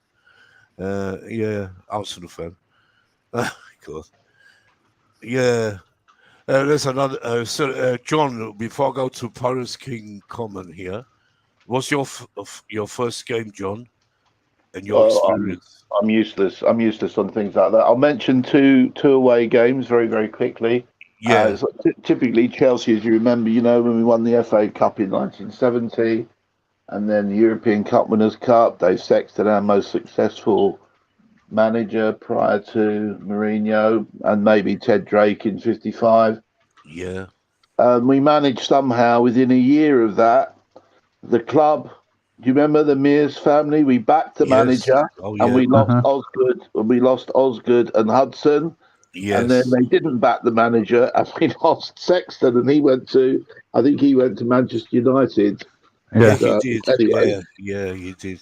but God, do you remember 71, 72? We were still on a roll. We yes, played Tottenham. in the semi-final of the League Cup, because the League Cup was always a I'll big. never forget that. I was there both games, John. Never forget. We in a Yeah. momentous game at Stamford Bridge. We beat Tottenham. Alan Hudson scoring from the corner. And in the replay in the next tie at second leg at White Hart Lane, we were 2-1 down, and then Hudson scored. Chris Garland got the first goal. I thought it was goal of the century from behind the goal. You can still see it on YouTube, and it wasn't such a great goal. It was a good shot, but it was. And then Hudson from the corner flag. Yeah, The weakest it was a corner. No, from the corner flag, it was a free kick. Sure. Oh, maybe I forgot. Maybe, yeah. Weakest of crosses, and Cyril Knowles, God rest his soul, just let it through his legs on the goal line. And then almost, although that was a great night, that was the beginning of the end, wasn't it? Because it was. Remember, we got to League Cup final versus Stoke. The week before, the week before, we played Leyton Orient. We were the FA Cup holders. We played Leyton Orient we were 2-0 up, and we somehow contrived to lose 3-2. 3-2, yeah. And the season could still be saved, because the following weekend we were playing at Wembley against Stoke, and somehow we managed to lose that as well, and the rest is history. Then we went downwards. Yeah. And then the other away because of the stand, wasn't it? The other away fixture, I remember, all sorts of significance for not just Chelsea but English football. I went to Everton on the 22nd of December 1983, and it was against a fantastically good Everton side. No overseas players in either side, unless you count Niedzwiecki for Chelsea, who was Welsh. All English, Scots, Welsh. Extraordinary. Kevin Sheedy, Irish, played for Everton. Chelsea somehow managed to beat Everton 4-3. It was an absolutely fantastic game of football. Do you remember who scored a hat-trick, Nick? Was it Gordon Davis? Gordon Davis, was it? Unbelievable. Yeah. We got it from Fulham. Yeah, Gordon Davis. Yeah. Unbelievable. The rumour was that David Speedy, on the first day at training, Gordon Davis had got changed, and David Speedy said to him, "You come to take my effing place in the side. You're not taking my effing pegs in the changing room, so you can move your clothing." 4-3 we won. Do you know what happened to Everton that year? Did they win the league? No, they won the league, didn't they? They were the first division champions. Fantastic side. Fantastic. We mustn't forget Everton. You know, hold on. Let me finish. Yeah, sorry, and of course, 85. Liverpool played in Belgium in the European Cup final. Heysel, and of course Everton, along with every other English club, were not allowed to play in Europe for the next 5 years. So it was a momentous season for English football. Oh, God, yeah. Season. Yeah, you're right, John. And wouldn't we have made Europe that year? Had we? So certainly Everton. I think we would have made Europe that year for the first time in forever. Yeah. And then I think Norwich pipped us, but then in the end, none of us got into Europe because of the ban. Yeah, that was a ban because of the behaviour. Yeah, of the fans. Yeah, I'll never forget, Max. Yeah, it's true.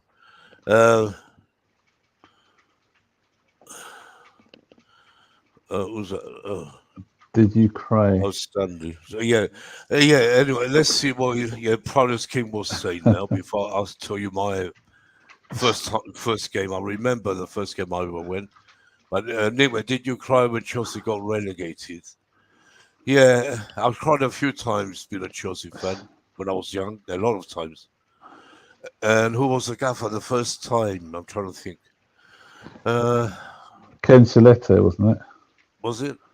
First time? Yeah, Ken. That's when I started That's when I first Yeah, started supporting Chelsea, and Ken Chiletto was yeah. awful. We bought that, I should and remember that. Yeah, he was a great player and for us. Yeah, yeah, and then yeah, the yeah, second time, the worst one for me wasn't even that, because we were just rubbish then. The worst one for me was that when we got relegated. We know we got promoted and then we got relegated, and we were again. the only team to ever do this with via a playoff, because it was the team who finished. We didn't even finish in the bottom three. We finished fourth from bottom, and then Yeah, Middlesbrough finished third, I think. So we played yeah, Middlesbrough over yeah. 2 legs. There was another riot on the pitch as well on that one when we I went think down that was the over most 2 legs. Yeah, I think that was the most yeah, toxic atmosphere I've ever experienced at yeah, Stamford Bridge. yeah. Yes. We lost 2-0 up there, Uh huh. and we won 1-0 down here. Pat Nevin Uh huh. scored the goal Mm, down here, but mm, it was horrid. The atmosphere was just horrid, horrid. Yeah. yeah. But said But about yeah. Go. Sorry, John. what made that worse for me is because remember when people say you're not too good to go that we had a good team. We had some good players that season as well. It wasn't that, as I said, the time we got relegated the first time, we weren't great. That's when we had a lot of Yeah. young players in the team and we were just rebuilding and stuff. But this time we had some really good players in the time. As John said, we had people like Pat Nevin was there.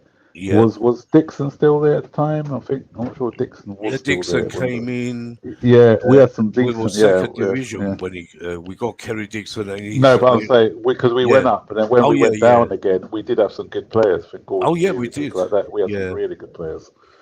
And Yeah, the good thing we came back up straight after us the in the season end, and we after. stayed Yeah. up. Uh, yeah, I want to say you mentioned what you said about crying as well. Yeah, John was talking about that Leighton Orient FA Cup quarter final at Leighton Orient. Yeah, I never forget because I walked. Leighton Orient it was close where I used to live in Walthamstow. It was like 20-minute walk, but I got the bus 5 minutes. I'll never forget going to that game. It was a winter, rainy sort of day, wet, muddy, Leighton Orient. But we packed it out, Chelsea fans, 30,000 altogether, and there was about 25 were Chelsea and 5,000 were Leighton Orient. We took the whole stadium. You heard them when they were, coming back. You heard Orient, because they came back in the second half and done a miracle. It was a miracle. Um, it was a miracle, and because I'll never forget John that game because I was there very young and going up 2-0. David Webb, Peter Osgood. Um, then they come back second half and beat us 3-2 with a great performance by what's his name? I forgot his Barry name. Kitchener. Kitchener, that's it. He killed us. Kitchener, God. And I Useless went, footballer with a beard. yeah, I'll never forget because I went home. Like I said this before, I think to Deals or someone. I went home, I locked myself in my room upstairs, and all I did was cry for all day, all night. And my mum was knocking on the door, open the door, open the door. I was 14 years old at the time, and I couldn't. It was one of the worst feelings in my life as a Chelsea fan. Yeah. And the following Saturday, we only had the League Cup final. I thought, oh, we must have lost. God made us lose against Orient, so we win the League Cup final. That's what I was like thinking. And we only went and lost to Bob Stoke, who remember Bob Stokes, Stoke City. Yeah. God, Yeah. unbelievable! I couldn't believe we lost that. No, Afterwards, Tony Waddington, wasn't it? Tony Waddington. it was Stoke. No, it was Stoke. You Yeah, no, remember? Stoke. The manager was Tony Waddington, wasn't it? And who was Stoke? The owner or chairman or something? Yeah. Stoke was the Sunderland coach who Oh, beat suddenly I've got it mixed up. Yeah, Waddington. Liverpool Sorry. final. Yeah, and we went 2-0 down. Remember? And we thought when Peter Osgood scored that great goal, we thought we can come back like we did in the 1970s. It was only a year before we won the FA Cup. Was it But George Easton who scored their goal, wasn't it? yes, George Easton, God, he became a hero that day. Yeah, God. And that was the beginning of the downfall. But I'll just tell you quickly my first game. I'll never forget. Why I will never forget this game, because it was against Leeds United when they were one of the best teams, along with Everton, in the league, Division One that time. And we lost at Stamford Bridge. I'll never forget 1969-70 season, the same season we won the FA Cup later on. But in January, I'll never forget, it was winter. We lost 5-2 at home to Leeds. We had a great team. We had, Osgood, Hudson, all the main team, which, we won the FA Cup with. But they had a great team as well. The same team they played us in the final. That season, we finished. Everton won the league for the 7th time. Would you believe? Everton. That time they were great. They had, great players that time. They won they came first. Leeds was second, and we were third that season. The season we won the FA Cup. I'll never forget that game because I was in the, we lost 5-2. It felt bad, but still, it was great to see Osgood and John Hollins get our goals. I'll never forget, because they're goals you don't forget. But they killed us. Alan Clark, he scored, I remember. You never forget their players. You can name the whole Leeds team because they were so good. It lives, in your memory. But because of, They're the likes of Billy Bremner and stuff like Billy that. Bremner, Yeah. Hunter, Cooper, Mm. Reedy, an unbelievable team. But Everton won that league that year. Never forget, because my cousin's an Everton fan. That's why I became an Everton fan.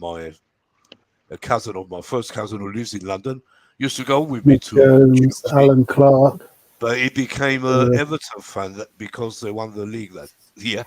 I'll never forget. He But switched. yeah, Here's a question for you guys. yeah, go on. Have you ever felt about switching teams?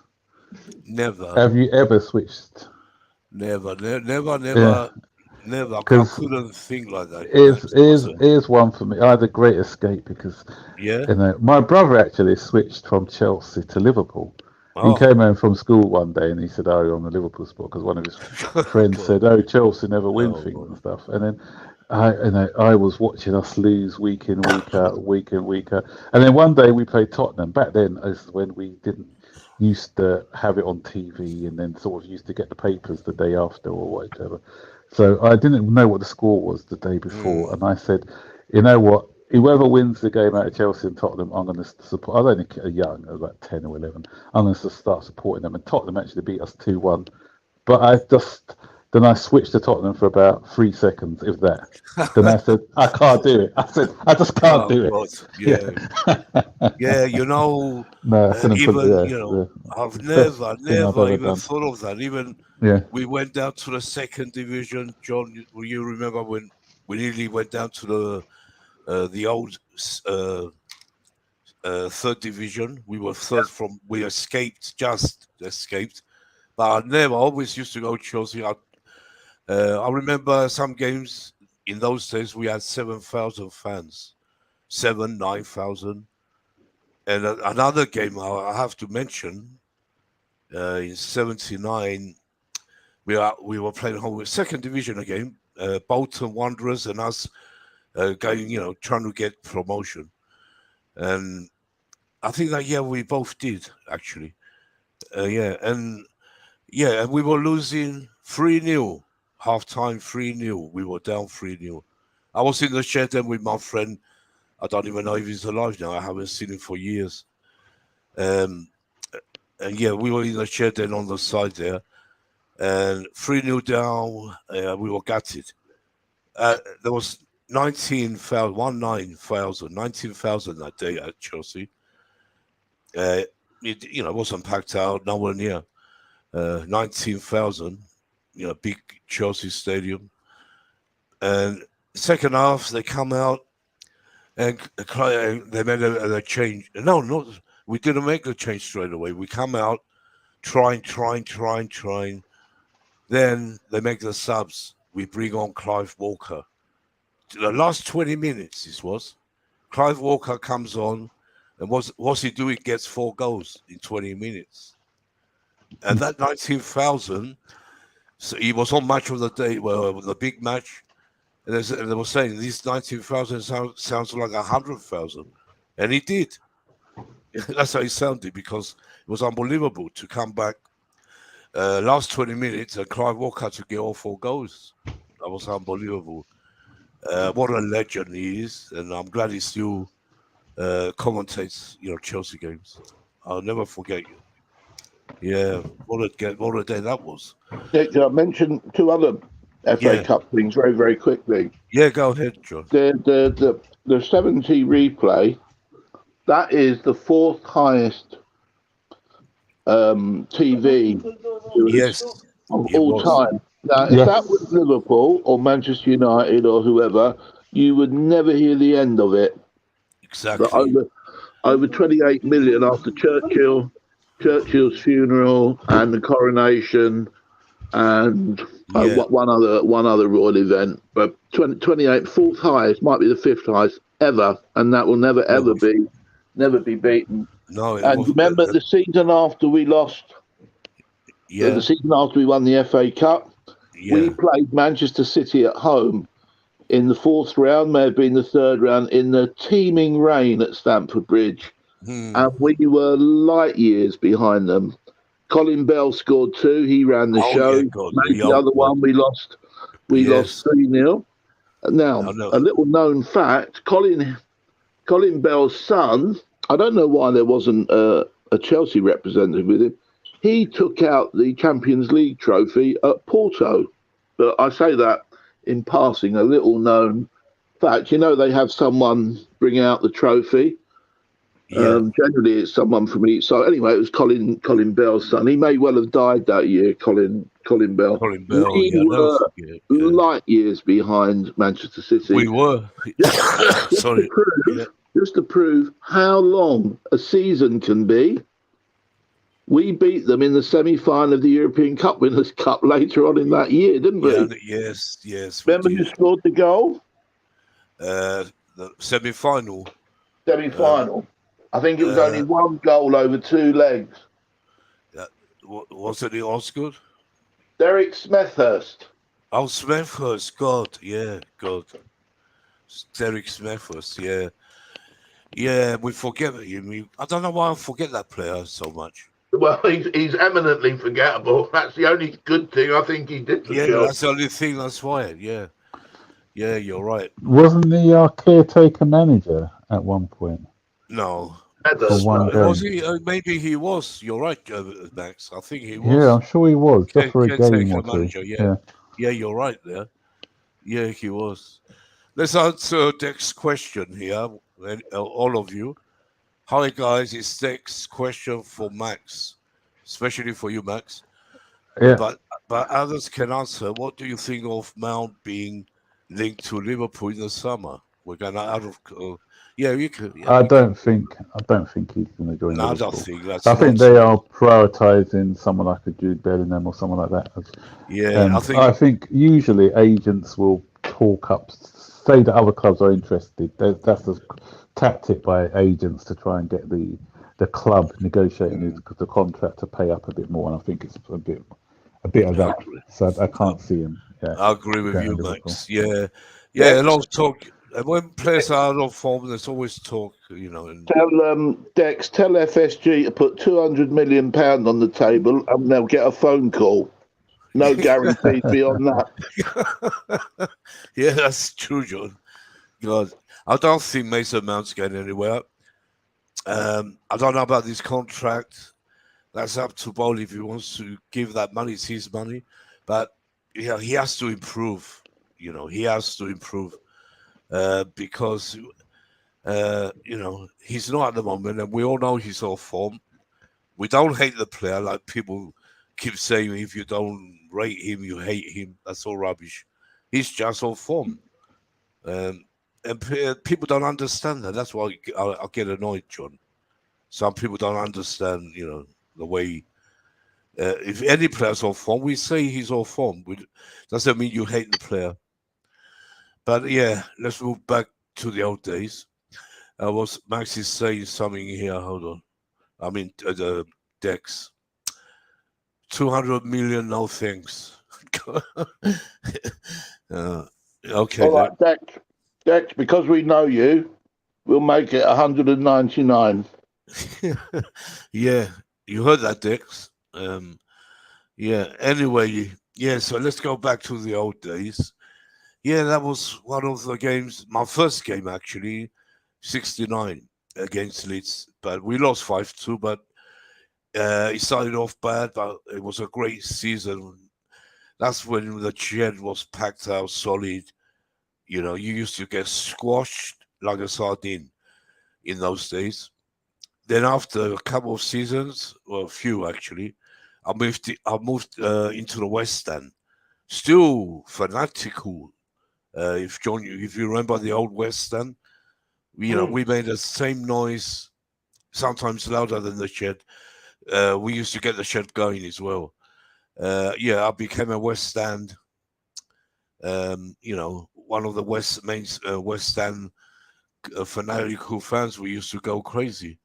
The only reason I moved there so I could watch a game, because I couldn't watch. When you were in the shed in those days, if you were ever there, you couldn't see the game. You only knew when the goal went in, when the crowd, came tumbling on top of you. We knew it was a goal. You could only see little bits, because everyone was pushing you around. It was hard. So I went in the West End just so I could watch, the game. And of course, I had to run on the pitch because what happened to Ian Britton that day was unbelievable. They could have broke his leg, and the ref didn't even give a yellow.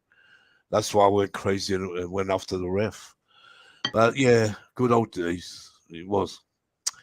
Yeah, we had some great moments, some great days, away days. Let's go. Yeah, let's go to the best away game. Your best away game you can think of. Max.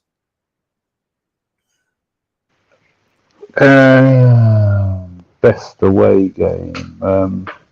Best, one of your first and best you can remember, and what year? I tell you, the best away game was when we went to under Gianluca Vialli. May you rest in peace, Mr. Vialli. I remember going to Highbury one year, and behind the goal, Highbury was a fantastic ground. It was like carpet. It was like playing on carpet.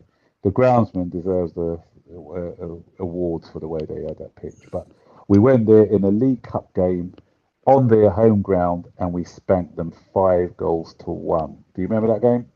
Yeah, 5-1 in the League Cup. Oh yeah, Gianluca Vialli was playing in that game. I can't remember how many goals he scored that day, but I think he got 3 at least. I think maybe I'm not 4. sure if no, he didn't score 4 against that was against Barnsley, I think it was. Yeah, But this was against Arsenal. I can't remember who scored the goals, but just having, just seeing those that's your Arsenal fans best and away game. Yeah, just goal after goal after goal going in, and the Arsenal fans and the banter and correct. everything else. I thought It was that good. was fantastic. We had a few Yeah. great moments at Arsenal, the old Highbury. Yeah. Unbelievable games we had. Yeah. What, Bobby? What about your best away game?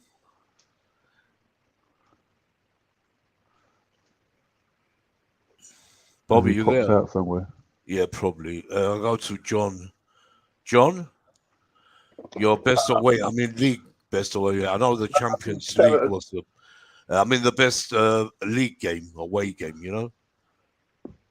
Many years ago, I worked with a bloke who was more in love with cricket and rugby than football, although he was a West Ham supporter. And he had worked with a Welsh rugby international a bloke called John Davis, would you believe? There's an Yeah. unlikely Welsh name, Davis. John Davis's son had taken up rugby league, and he'd retired early due to injury, and he became the sports development officer for rugby league at Bolton when they used to have both games on, 1 week football, 1 week rugby league. Yeah. And he got me tickets for when we won the title up there. And we sat not in the director's box, but we sat behind Abramovich and company. When Chelsea won 2-0, when Lampard got both goals. So Yeah. I'll go for that one. I did Arsenal at this. I done Chelsea a disservice actually. I just looked up that one. It wasn't actually 5-1. It was 5-0 that we beat them that Oh day. yeah, that's it. 5-0. And Remember that. Vialli scored 2, Poyo Ah. scored 2, and Frank Leboeuf scored 1. Yeah. Yeah. Yeah, that was. Yeah, you're right. Yeah. Mm-hmm. We had some great games there. Yeah, 5-0. 1998 that was. Yeah. 98. Yeah, God. Yeah. And don't forget, Yeah, John. I wasn't there, but it was a great night for Chelsea Football Club. And Ranieri's greatest night at Chelsea Football Club when we beat them 2-1 there in the Champions League. Oh, the Yes. Wayne Bridge. Oh, God. I was. You Yeah. know what? What about that game? I was actually at the Stamford Bridge home leg, where I think we got beat 1-0, didn't we? In that way. Yes. Oh, no, it was 1-1. Or 1-0. No, So it was 1-0. It was We had to 1-0 go in and that beat game. them. Yeah, We that's went right. and And we beat beat them. them We 2-1. knocked them out. Yeah.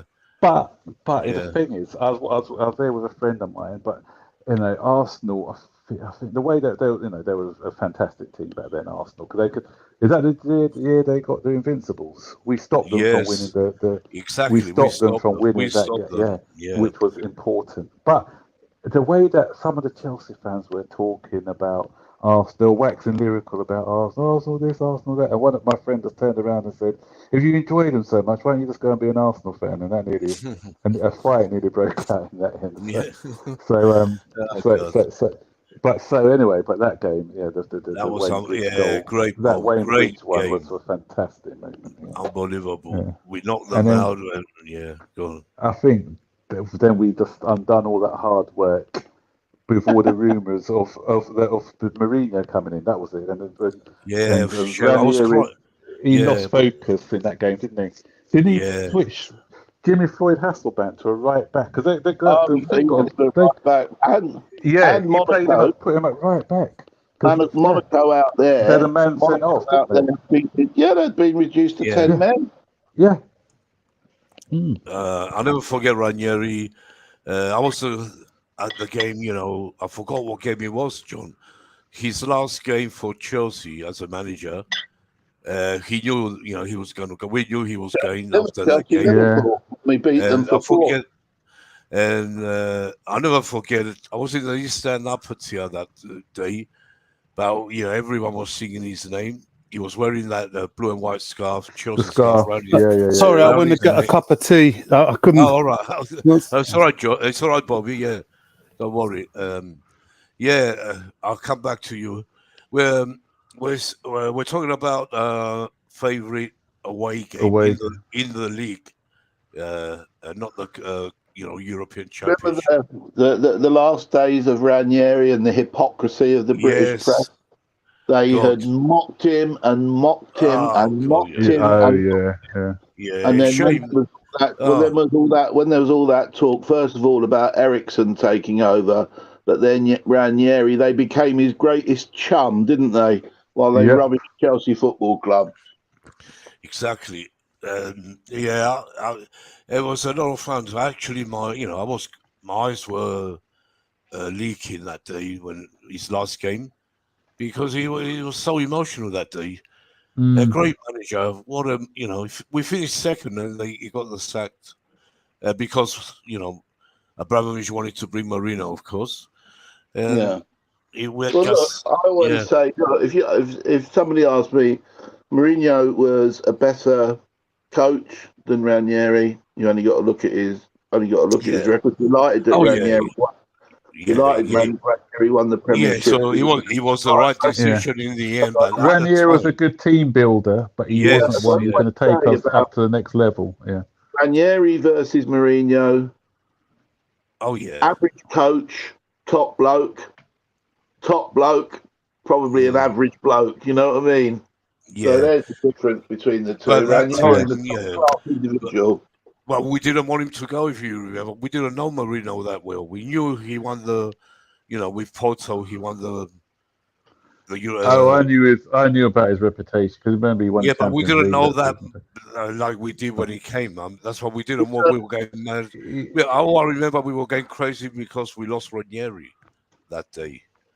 It was emotional. Is Deck still there, Nick? Is Deck still there? Yeah. Let's go to his next question. I forgot. No, we haven't done Bobby yet. Sorry, Bobby. Yeah, Bobby. What's your favorite away league game? You can remember, that is. Well, I think I gave you the one of my first game at Arsenal.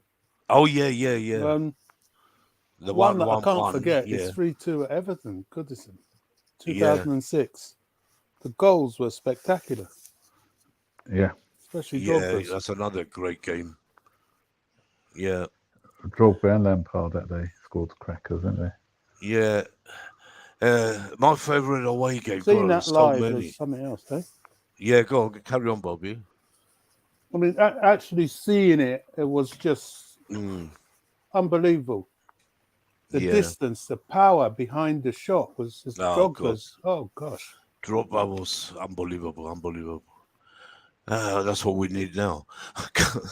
But my favorite. There's so many favorite away games because in the old days I used to go every single game. Didn't matter where it was. I used to go, on the Chelsea coach with, go at the bridge 10:30 in the morning. I remember. I think going. You had to go there early. We're going to, driving all the way to Everton and Liverpool and whatever. Nottingham Forest. I used to go by coach. Sometimes we went by train. It was a long way.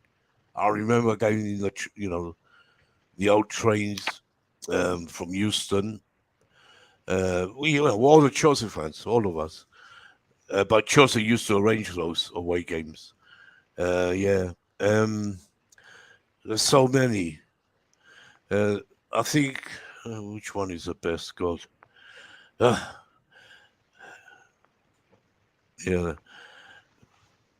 best, I think. God, it's hard to think, really. It's a very hard question here. Who asked it anyway? You did. Did I? Oh, God. You did. Max. Oh, God. Max, I thought it was one of the in the chat. Yeah. Oh, did someone in the chat ask it? I thought it was you who asked it. Yeah, it was me, actually. Yeah, God. I mean, so many. I must say, I'll go with Nottingham Forest away. Was it 78, 79? Or was it, yes? I can't remember the year exactly. But I'll never forget going to there because I'll never forget the amount of fans we took. It was a league game. Forest were good at the time, very good. I forget, was it still? Yeah, Brian Clough was still the manager. It's years. Yeah, I forgot exactly. Yeah, but was that when we both? Was that when we both got promoted, or was it after we got promoted? Because I remember we won the league and they finished second, and they went on to win the. That's the time, Max. Yeah. And that's a game I'll never forget because the amount of fans we took. It was unbelievable atmosphere. There was a cracking atmosphere. We were losing 1-0. I remember then we equalized and we eventually won 2-1. At the time with players, who did we have? Players like Finiston, Kenny Swain and all them. Kenny Swain, Gary. Yeah, it's hard to remember exactly, but that was one of the best. One of the best because of the atmosphere. Did Kenny Swain go on to win a European Cup? Gary Stanley, Gary Stanley. Yeah, actually, Swain. Gary Swain. Yeah, Because with Kenny Swain, he played up front for us, and they converted him Yeah. into a right back, didn't they? And what about Gary At Aston Stanley? Villa. Remember Gary Stanley? That's what I was You saying. know? Gary Stanley was the one who lived next door in the road next to me, and Oh, then it was does he still live there? no, because we used to Oh, train at Mitcham. Remember, we used to all train at right, yeah. Mitcham, and then as I Yeah. said, I live in South London, so he used to. They He were had great digs. players. He came from Portsmouth, didn't he? But he had digs Yeah. in just the road next to where I lived. Yeah, so I used to see him in the sweet shop, so I could always get in his autograph. I had a little sweet wrapper and Yeah. asked him to get his autograph on that sweet wrapper. Yeah, God. and then we had Mickey Droik. You could draw, yeah. We had, wow. And the guy what was the other one he went on to play for Arsenal, the centre back, his partner. Hey, I mean, No, not Pates. Not Pates. Before Not that, Pates, Chivers. no, it was Chivers. before Chivers. It was what was his name? We had Mickey Droy. Blonde hair guy. Oh, yeah, I know who you mean. Yeah. Kenny. Kenny Swain. No, not No, Kenny. not Wicks, that's it. Steve Wicks. Wicks. Steve Wicks. That's him. Yeah, That's it, I Steve remember Wicks. now. Yeah, it was Yeah. Steve Wicks. I remember when he came in from the youth. You Yeah. know, what a player. Mhm. Yeah. He became a great player. That's a team. We were second division. The main That's team. the first team I remember supporting Chelsea, actually. And, Was it? Ray Wilkins was there as well. Graham Wilkins. Graham Wilkins. And I always remember, Tommy remember the books you used to get, the Panini books. Remember the sticker books? Yeah. Every time I opened up the sticker books and I got a Chelsea player, God. I was so excited. Yeah. And you remember the stick we used to give to Graham Wilkins because he made Oh so yeah, many Graham Wilkins was all. He only got into the team because of his brother. He was awful as a left back. We used to sing songs like that. Yeah. Well, Ray Wilkins, what a player! Ray Wilkins was super. He was a brilliant player. Captain at 18. If you haven't seen the clip of Ray Wilkins when he was at he was with Spackman at Millwall, and he comes out of Millwall and he's slightly tipsy. Now he's not very drunk, but he is slightly tipsy, and he was absolutely brilliant with this group of Millwall fans who were not too happy at Millwall becoming Chelsea Mark II with their coaching team. But he was, if you watch it on YouTube, Wilkins at his best, he was absolutely fantastic with them. Yeah. Going back to Millwall, I've got a quick story about Millwall, and it was with our goalkeeper. Remember our goalkeeper, Steve Francis? Yes, very young. Yeah, he's a young guy. And he was I only remember 17 when he stepped in. He told the story how, because obviously the younger ones who don't know, Millwall have had a reputation as being probably still got that reputation of they were a naughty team. Well, as far as the fans are concerned, they were really annoying. But rough. He was walking. I know. But back then, obviously, the players didn't used to. It's not like now where they all travel to away matches on a team coach or whatever. They have to come on their own.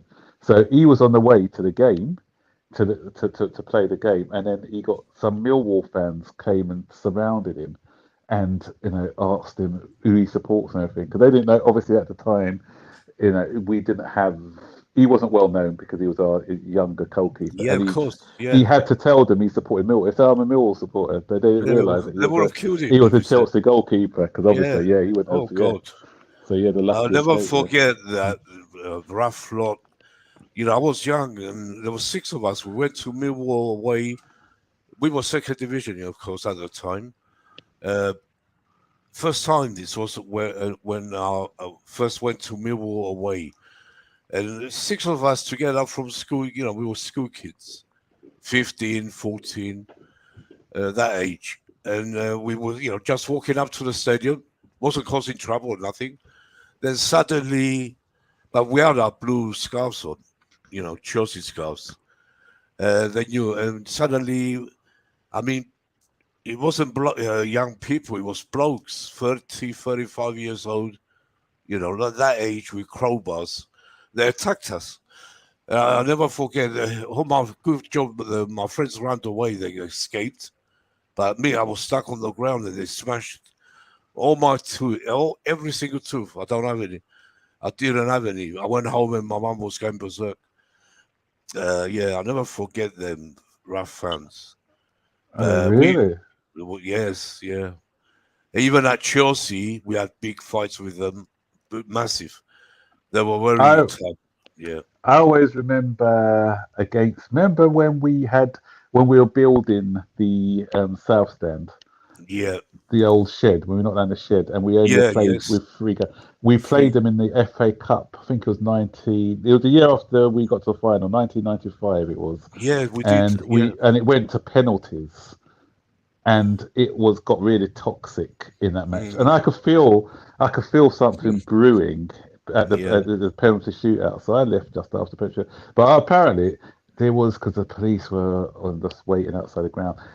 Remember, we had the temporary seats up, and Yeah. then after the game, people were taking up the temporary seats and throwing it and there was a Oh, yeah. there Oh, was a God, that was all fight right. actually That was massive. inside. There was Yeah. a massive fight Oh, inside the ground and outside the ground. It was but yeah. you could always sense that sort of It the was going to atmosphere happen, throughout and because it was such a tense game and it went to penalties. That's the worst thing that could have happened in such especially an with atmosphere like Millwall. that. Yeah. Yeah. Because, they, But Millwall. remember Yeah, who go played on. up front for Millwall that night? Who played up front? God. Teddy I can't. Sheringham. Was it Sheringham? Yeah, Oh they used to yes, have yeah. Sheringham and Cascarino, was it? Might have been with Cascarino. It's a good Yeah, call. I remember that. Yeah, yeah. Yeah, I never forget. We had some, massive Yeah. games and fights on the pitch. And can you remember Robert Isaac, another young kid of ours? He was a youngster. He actually got knifed by Millwall supporters. Which one? Which It's say again? Robert Isaac, one of our Isaac. youth Yes, I players. remember Yeah, him. he Yeah, got yeah, yeah. knifed by he got A knifed Millwall by fan. Millwall They supporters. were Yeah, bad. yeah. They're not like that now, but in those days they are bad, but not They like are that. not as yeah. Yeah, they football's changed now. I mean, you can take your.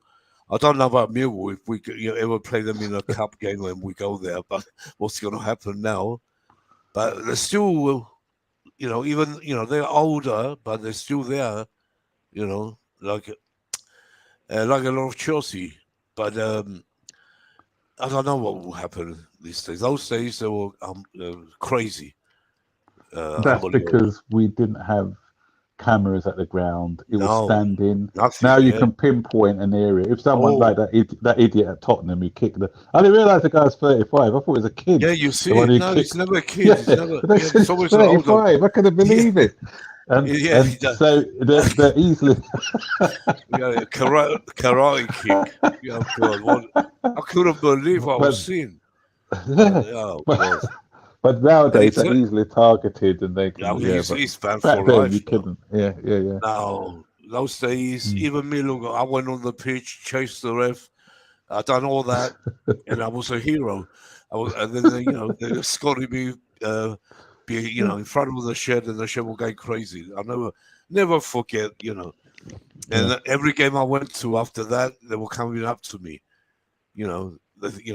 That's how I become, one of the leaders in the shed because of that incident.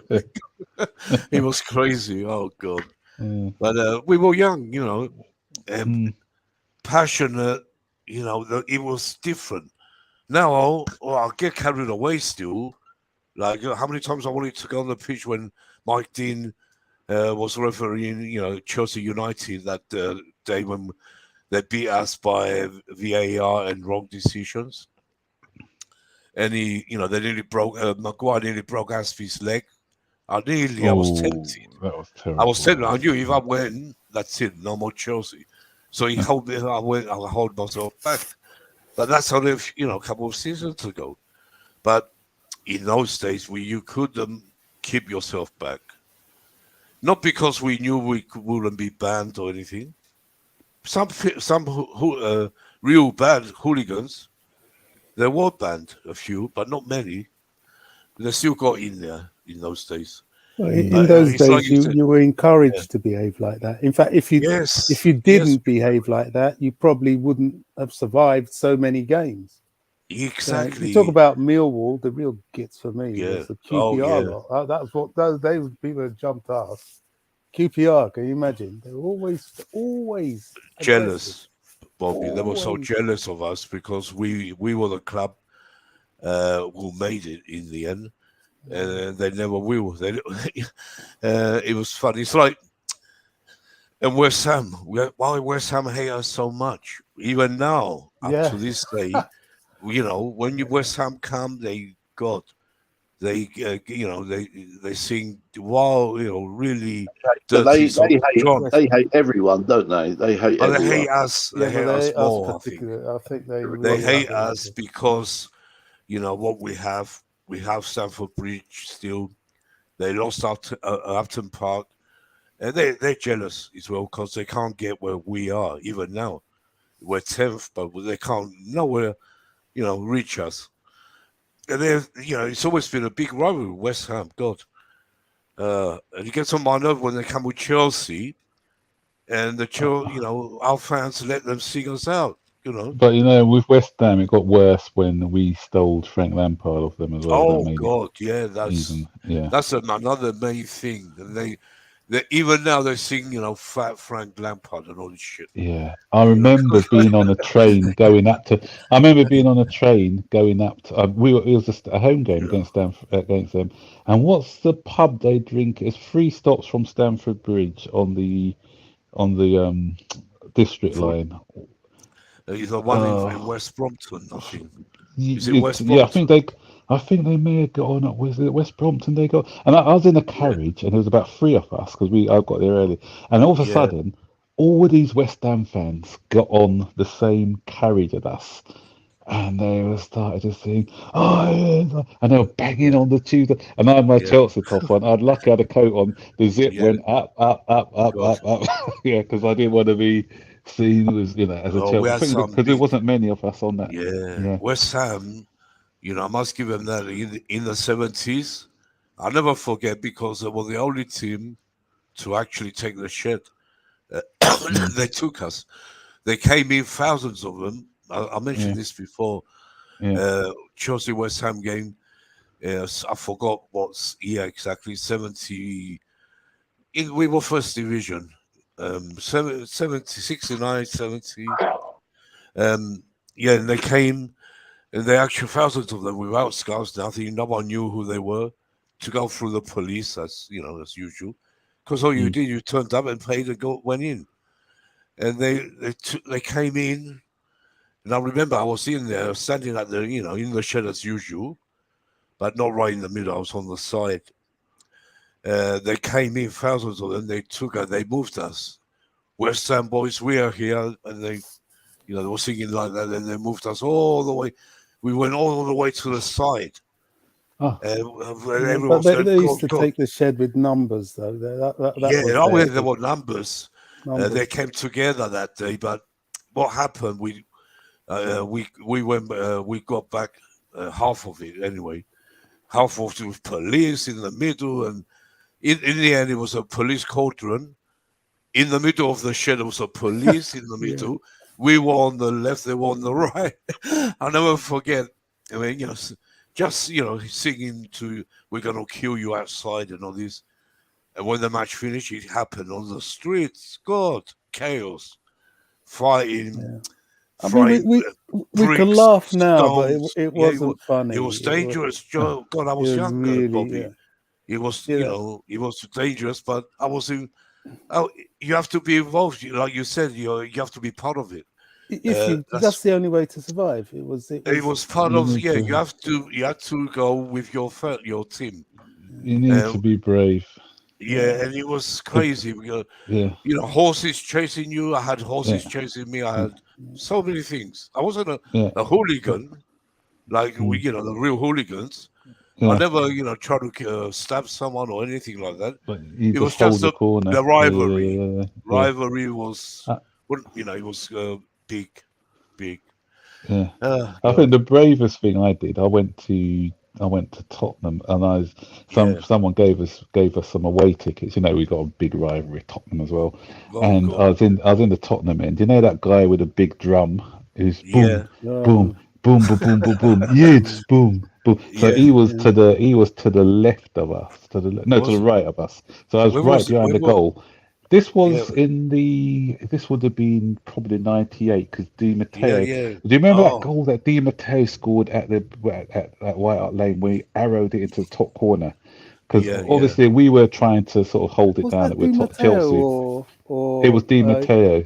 Di Bjarne Matteo. It was definitely. Goldbeck? All right. No. You're thinking of the year where we should have won the league. No, this was Di Matteo Oh, scored this goal, okay. and he arrowed it into the top corner. And there was about 8 Wow. of us who got in as Chelsea supporters, and because of that, it was such a good goal. I think we beat them 2-0 that day, and then we all stood up and cheered in the Tottenham end.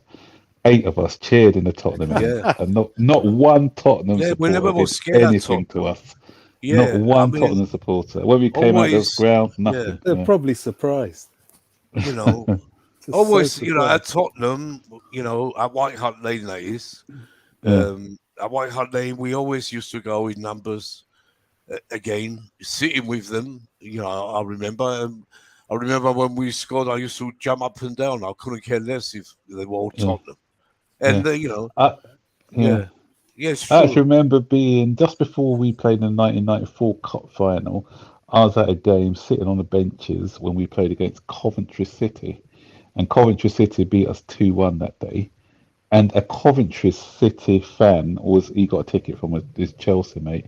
He actually jumped up and started singing in the shed end, Yeah. Oh, God. he started, but no one did anything. They just did a few, And we whatever, used whatever. to, But God, I we thought he was used to going to do get, bad things to yeah, them.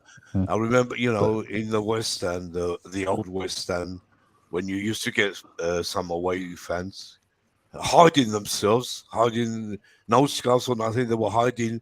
They wouldn't. You could tell who they were because they wouldn't shout, or even when their team scored, they were silent.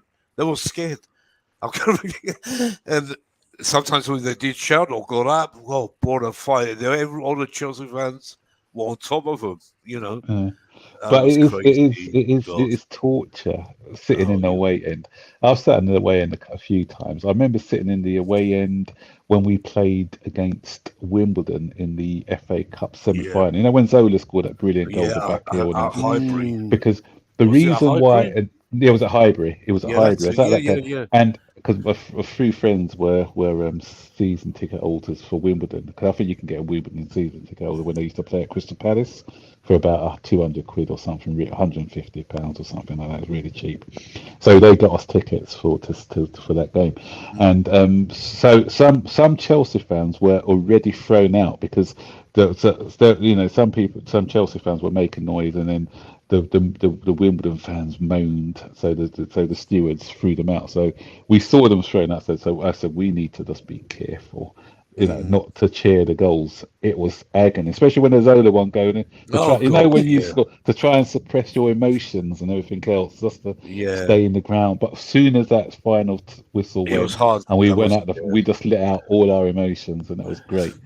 And I remember another one where I was watching. I think it was actually the same season, and that was when we could remember we played Wimbledon as well that season, and then yes. we drew at Stamford Bridge, and then we went and played the replay at Wimbledon. Replay. Ruud Gullit scored that goal. I think it scored a brilliant goal in that game. Yeah, But yeah. in the first half, I was actually in the Wimbledon end. Again, I couldn't cheer. But then a friend of mine, he had a ticket in the Chelsea, and there's still tickets. He said, why don't you come round? So I went all the way round. And then the Mm. second half, I sat with the Chelsea supporters, and it was such a different. I was able to express all my emotions and get everything out, so that was great. Yeah, unbelievable times, isn't it? Let's answer this next question and another one here. Who was worst transfer Chelsea done in your life as a fan? Who was the worst transfer done in your lifetime as a fan? God, it's a hard one. You're Next, talking pound for pound. I Remember don't know. Robert Fleck? I was just about to say Robert Robert Fleck. Fleck Yeah, he comes to could mind. be. Chris Sutton. Yeah, He's another one that comes to yeah, mind. he wasn't that great when we got him. Yeah. He had a few good games, I remember, but not that Robert great. Fleck had a reputation, didn't he? That's all that he disappointed because Yeah, I think that's the season where I was talking about when Norwich pipped us. he We was would have good got for in Europe Norwich. had it not Remember? been for the ban, but then he Yeah, came to us and he was woeful. but he was so good at Norwich. That's why we got him, but he didn't Yeah, turn out to be good. And But Chris Sutton was, remember, the only goal he yeah, scored was Chris that great Sutton. header in the God, 5-0. When we yeah, beat Man U 5-0, he scored yeah, that brilliant Chris header. And I Sutton think that's the definitely only up thing he there. did for us. Dex, he's on the BT pound now. It's always strikers, isn't it? Because Yeah, we haven't, even back then we had bad luck in buying strikers. Remember Ken Livingston, Steve Livingston? Remember him? Oh, yes, he yeah, was. yeah. Another one. God, oh God, we had some really shit signings we made those days. Unbelievable. But I don't know who's the worst out of the worst. It's hard. I think the 10 million we paid for Chris Sutton, just one goal for us, didn't do Chris it. Sutton, another I'll one. say Chris Sutton was. Yeah, He's he's very, yeah. Chris Sutton, yeah, I have to agree. And he's, you know, Because he, he's one about Torres. People say Torres, but Torres. I wouldn't say he Torres. I was was thinking instrument. He won because of what he that helped us goal. with the Champions League, didn't Yeah, because of that goal, he's saved he? Yeah. himself. He's a legend, really, because of the goal. Yeah, no, you can't say Torres. Sutton, yes, I think it has to be Sutton, really. Yeah. Yeah. Does that answer your question, Dex? I don't know, John. Who's your worst signing for Chelsea and Bobby? Let's see what you think. Who would you go for? Who was the Fleck? Fleck. I think his We said nephew. Fleck, No, I think his nephew. Sutton. Go I on. think Fleck's nephew, not his son. Fleck's nephew plays in the current Sheffield United team. Yeah. Oh yeah, yeah. Now, I'll tell you one thing about Fleck. Fleck never got dog's abuse because, and I think the transfer was 2 million, which in those days was a lot. Mm. 2 million. He never got because he tried. He never hid, did he? He always tried. He did try. Yeah. I'll tell you who the worst transfer was. We always forget him. He was because he was that bad. Who's that? Winston Bohardy. Oh Oh, God. yes. Oh Yes. yeah, God. Oh God. I'll never Although we forget. got He him was on bad. a Bosman, but his wages, He was and rubbish. he He just was sat rubbish. there. He didn't play a single Oh game God. for us, did he? Or was it one game he played for He us? played, but he was And he crap. Played a couple, refused. but he was. He He was a refused to no. leave us, and he just said, "You know what? I'll sit in reserves." We froze him out. He just Yeah. said, "I'll sit in reserves. I'll take. Was it a Yeah, he 4-year must be. contract? I'll just sit here Yeah. for my 3 or 4 year contract. Take the money, then I I'll leave couldn't. at the end of it." Yeah. And So we we couldn't can't get rid say of him. Robert Fleck actually. He tried, like John said, but Bogart, wasn't it? Yeah, He's the good worst. shout, Bobby. One Yeah, of the worst, and the other one. There's another player who was really bad. I just had his name and I can't remember. It's gone out of my mind. What's his name? Recent, not so long ago. The midfield player we got. You know who I mean? It's gone out of my mind. From who? Danny Drinkwater. Bakayoko. Danny Drinkwater was another one, wasn't it? I know Drinkwater. He didn't even play hardly. Bakayoko, another one. We probably made our money back for him though on loan fees, haven't we? Yeah, we got the money back. But I'm loan. saying, there were good signings, really. Isn't there talk about them terminating his contract altogether because Milan don't want him anymore? Yeah, God. Yeah, oh God.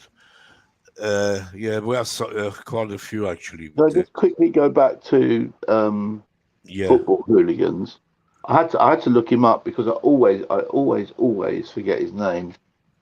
But there's I presume he's an ex-Chelsea fan. He wouldn't. Who knows? Bloke called Darren Wells, who was in Combat 18, National Front, and all the rest of it. And then he started working for. There's footage of him at the Oldham riots outside a pub, which the National Front were in. He's outside on his phone, and they think he's organising more blokes to come up. And what he's doing is he's working for the anti-fascist lot, Searchlight. And he still lives, I'm sure, under an assumed name somewhere in Europe, because he turned a lot of them in, or certainly gave Searchlight evidence about the National Front. Look him up sometime. Darren Wells, interesting bloke. Interesting bloke. Yeah. Yes. Yeah, Good to because hear. back then, I remember my brother said they used to hand out leaflets, didn't they? The National Front used to hand out leaflets outside the bridge. Yes. Yeah, they did. Yep. Yeah, I know. I remember they did. Yeah. Don't know. Deals jumped on, but he left. I don't know what happened to Deal. Probably. Anyway. Yeah. Worst So manager now. Who's your worst yeah, we have manager? to come to the managers. Best and well, best. We're all going to stay the same. It's No, only I'm going to say something different from you guys. you. I know who you're going to say. Ancelotti. No, I'm not. Dave I'm Sexton. not. No, I'm not. All right, I'll leave it to you, Max. So yeah, let's go to the. We start from the worst, then we go to the best. Who's your worst? There's two. As I said, John Hollins didn't have any tactics at all. But No. I think another poor one was. I'm sorry, was John Hollins, because I thought we were on the cusp of greatness, and then John Hollins just undone everything that we had. And he Yeah. had this guy called, was it Ernie Wally? I think it might have been, Some who son. Yeah. was the coach, and his coaching methods were bizarre, like training without the ball and all sorts He of wasn't a manager. nonsense. No. And he was shocking for me as when You he know took why they over. made him Yeah, manager? Because he was a player manager. He was a great player for us. Then yeah. the player manager. Because he Then came in and played as a yeah, right back for us, didn't he? But he came in yeah, and and they he was decided shocking. to make him the manager. Very big mistake, because Yeah, yeah, because he's a legend, as we know. But yeah, yeah. as a manager, you're right. Yeah, Do you want to do my best, or do you want to go to everyone yeah, else's worst first? For me, yeah. and I'm Go talking on. about pound for pound, and this is pound for pound. All Yeah, right. The reason I say pound for pound is for a manager, I think, and it's going to be John Neal. And the reason I say John Neal is because he took an ailing club in Chelsea.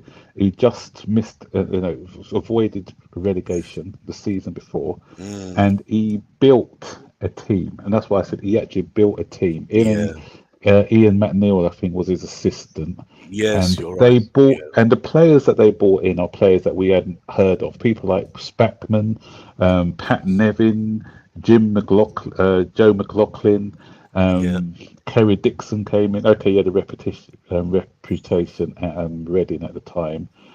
He bought in Joey Jones from yeah. Liverpool. Bought in Mickey Thomas, and John Bumstead was still there, but he Yeah, built a team. He he built a did. team, Yeah, and not only did we get promoted that season, I think then we were in the top six, and then he got sick, didn't he? And he was on the cusp of something great. That's why I said John Neal came and spoilt it all.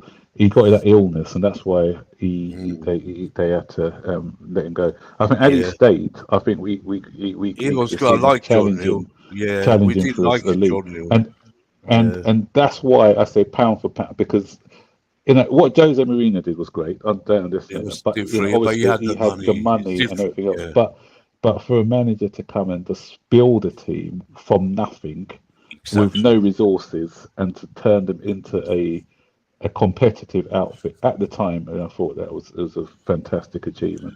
Yeah, he was great, John Neal. Great. John Neal's Blue and White Army, we used to sing. He And number was good. two, his number two. Yeah, What is his number two's name? Ian McNeil, In that, McNeil. yeah. yeah. Yeah. Yeah. Anyway, Bobby was your best and worst manager. You know what? I'm going to surprise all of you in the worst manager, in that, most people pick managers from particularly around the 80s and maybe even the 70s, the 90s. But Yeah. I will go to the 2000s. And for me, for all his reputation, all the talent he had at his disposal, I know it's because he couldn't speak the language and he didn't know the culture. But the worst manager has got to be Phil Scolari. Big Phil was awful. Yeah. No tactics, no clue. He wasn't a club manager, was it? Well, he Oh, started off quite well, didn't he? And then it just fell to pieces. Yeah, he wasn't good. oh, it was That's what. Yeah, terrible. It it was was terrible. terrible. You're right. The Who's? best Yeah, manager. yeah.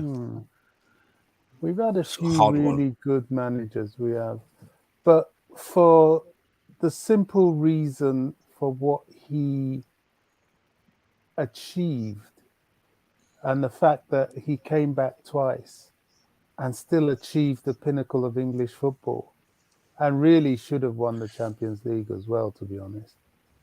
You have to go with Jose. You know, love him It's or hard not loathe to. him. Yeah, Love him yeah, or loathe him, he's got to be Chelsea's best manager. yeah, yeah. They're both. John Newell didn't have the money, but he made a great team. Gosh, Mourinho and had if you're the. going back, Dave Sexton, another one. Yeah, I was going to say You Dave. know, he There's built so a many team. great managers we had. Really, and we had a few rubbish ones as well. But yeah, yeah, you can't keep Mourinho out of it. Really, you know. You're right. Yeah, John. Yeah, look, for all his obvious faults, and Mourinho should really have been sacked on the spot twice. Once for his treatment of the female doctor physio. Oh yeah, yeah. Should have been sacked. He should have been sacked. No, nobody in their workplace should be treated like that by anybody. And one of the worst things about the whole thing is Mourinho. Chelsea ended up having their reputation dragged through the mud and divvying up. Was it £1 million in compensation she got? He should have been sacked there and then. That day he should have been sacked. And the other time he should have been sacked was when he was the Real Madrid manager. I can't remember the coach, the Barcelona coach who died not so long ago. And he from behind, he poked his finger in his eye. Should have been sacked on the spot. But whenever I see him and whenever I hear him, I have so much affection for the bloke. He did a wonderful thing. If you haven't seen it, he did a wonderful thing the morning after Vialli's death was announced at Roma, and they had a sort of an impromptu minute silence for him at their training ground, and Mourinho was at his best. So I've always got a lot of affection for Mourinho, despite his obvious personality. Yeah, it's true. What about the worst? Well, no, I think Scolari is a good shout. And whoever mentioned, do you remember that Hollins? Wow. John Hollins. Wow. Do you remember that game at Stamford Bridge? We played Norwich and it was about 2 foot of water on the pitch. Yeah. And he couldn't even draw or win that game. He wasn't for management, John. No. You said is he in a wheelchair permanently? Yes, yeah. He's got I think Parkinson's disease plus something else. Yeah, he can't walk around. You have to. His son takes him around in the wheelchair. Yeah. Shame. Great guy though. He still has time for the fans, you know. Yeah, but he wasn't meant to be a manager. No. Yeah, I have to agree with all of you. Really, I agree with Scolari. He must be, if not the worst, he's definitely one of the worst. And he just won the World Cup, hadn't he, with Brazil? Yes, I know. That's why we thought he's going to be great. We thought, we got to get Scolari. Remember, but he wasn't good as a club manager. He was a great international manager, but it wasn't for club football. And the best is hard. We have so many, from even Tommy Dougherty going back, really back. Tommy Dougherty, he started that revolution of the youth. He started bringing all these. You remember, John, all the young players, young Oscar, 18 years old, Hutchinson, and the rest of them. It was Tommy Dougherty who brought in Venables. I remember Terry Venables, just Chelsea kid. He made them players. He was a great manager. then he was so great. He went to United because it was too good for us, and we dropped off. But yeah, he was great. Dave Sexton, unbelievable. I love the guy. Never said a bad thing when he was interviewed or anything.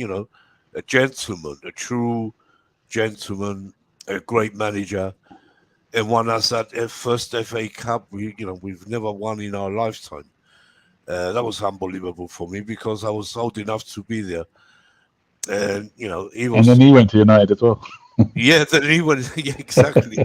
When we fell down, we fell off. He went to United, but he was great. He was a great manager. For me, Yeah. and Mourinho, it's hard to say the best because it's different eras, isn't it? Really. So Mourinho, of course, the holy one. I would take Mourinho right now if it was possible. Yes. You know what you said Yeah. with Mourinho though? The Yeah, man. very first press conference I saw from him, I said, "We are going places with this manager." Yeah, we all He knew. just had that And confidence, that aura God, about that, and and he he was was, young. Remember, God, and he was. he was Yeah, he was Class the act. only manager. He was the only manager that we had who was when I was going in expecting to win. When we lost, I was shocked because like you always thought you're going to win the game. and he used to say Every before single the match. game, he used You to. know, He was.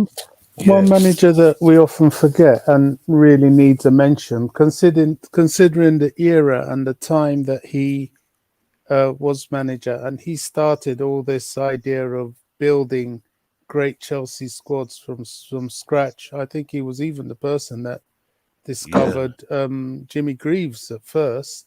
yeah. Jimmy So Greaves great. was very young. He brought in people like Blomstead and so on from the youth system. Who you talking Ted about? Drake, Ted Drake. Oh, Ted Ted Drake. Drake. Yeah, of Yeah. course, God. Ted Drake, Yeah, going back. 1955 Yeah, league uh, championship team yeah, yeah. And Rest. under Ted Drake, we should have been the first team in Europe in Europe. because Yeah, that's when Europe football when True. the league told us not to participate in it. Yeah, Can yeah, Nick, can I just mention one thing again about yeah. Mourinho? I don't Yes. know how many of you have. There's a very good book on Robert Enke, the German goalkeeper who took his own life in 2009. Very, very tragic story. But put that to one side. One of the reasons his mental health suffered was because he found it difficult to settle anywhere. He needed a particular management style. And what a lot of people Yeah. forget about Mourinho was, yes, he was the Porto manager, and he probably wouldn't remind anyone himself, but he also managed for a short period Benfica. And Robert Enke says he was at his happiest and most settled as a Mm, goalkeeper when he was under Mourinho at Benfica. Spoke yeah. very highly of him. Yeah. And He was. also another thing to Yeah. remember is that it was under Bobby Robson that he learnt his trade because he was a translator for Bobby Robson when Bobby Robson was at Barcelona, Yeah, and he helped him along as to start off his managerial career. yeah. Yeah. Utterly driven as a man, isn't he? Utterly Yeah. driven. As they, Yeah. Unbelievable, really. What he did with us. Yeah, unbelievable. That's why I say bring back Mourinho. If Potter doesn't get it right, why not? you and know. And, shame on Tottenham and shame on Daniel oh yeah, Levy. you hear about Conte? I was going to Tottenham, say, go on, John. no, Yeah. no, Tottenham, the only team where Mourinho's not won anything. Okay, you can rubbish the trophy he won with Roma last season, but nonetheless, it's a trophy. And they sacked him a week before the League Cup At the final, didn't they, final, yeah, Tottenham? yeah, yeah, Yeah, that's yeah. Levy for you, isn't it? And I You hear see, that they Conte's going to go next season. and they want Tuchel. They're trying to get all They our want, yeah, they managers. want Tuchel now. Yeah. They want to get rid of On Conte. record, Well, Conte wants to go anyway. on He wants to record, go. Tommy Tuchel said he wouldn't go to Tottenham. Yeah, but Marino said the same, didn't he?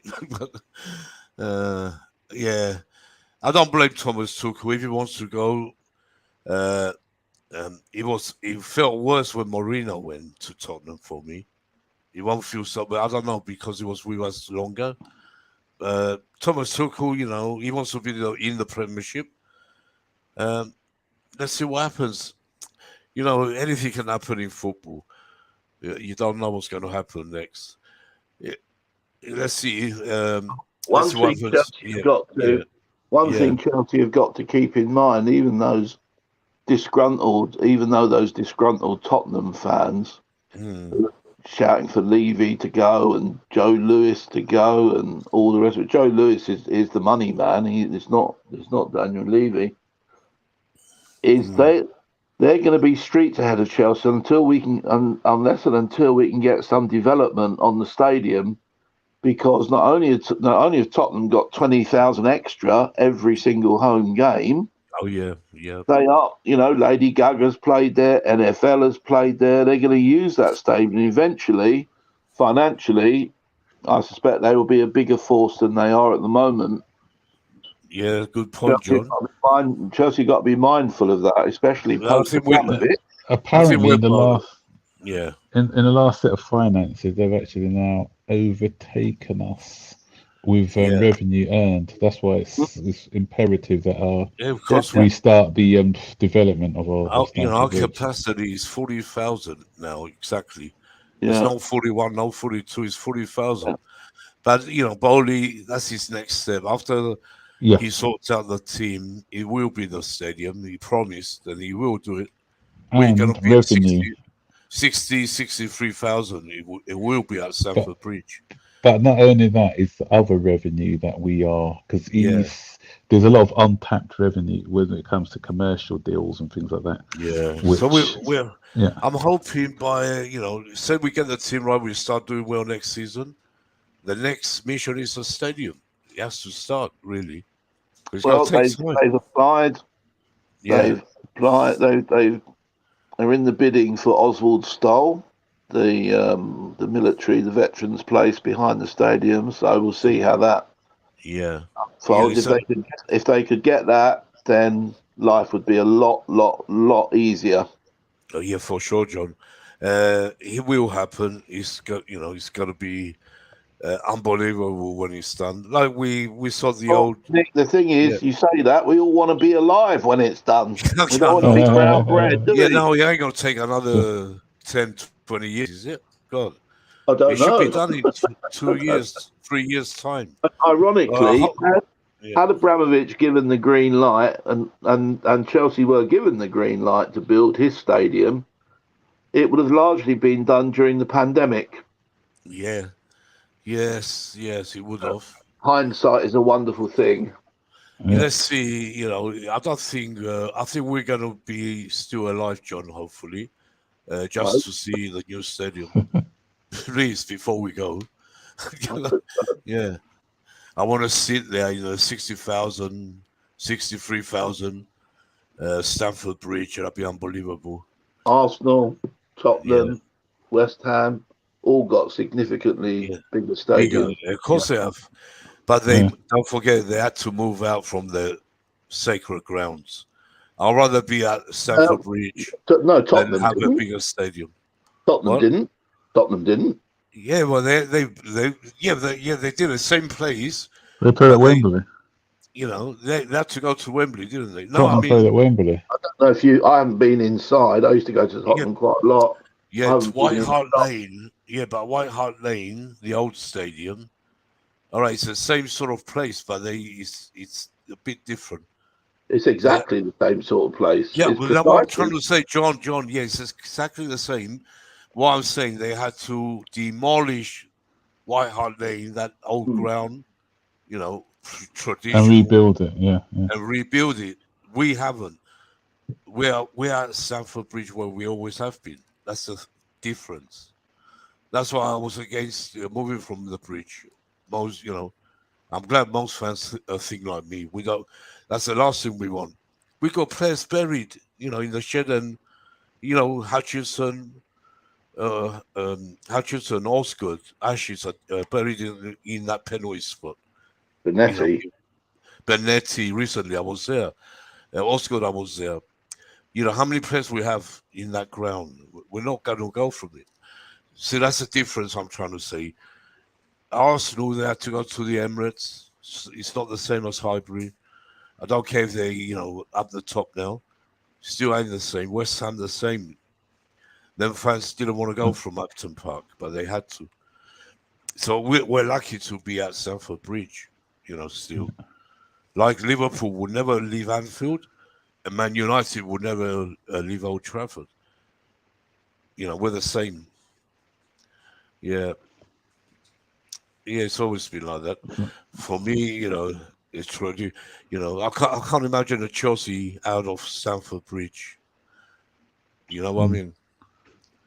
Yeah. I don't know if you lot can, but no. Yeah, anything else? We said a lot, didn't we, I think? Yeah, I need to go in a minute anyway. So, Yeah, we're all going to go, Max. yeah. Bobby, Should anything? Any last before we words? go, should we just make Yeah. a quick Chelsea 11?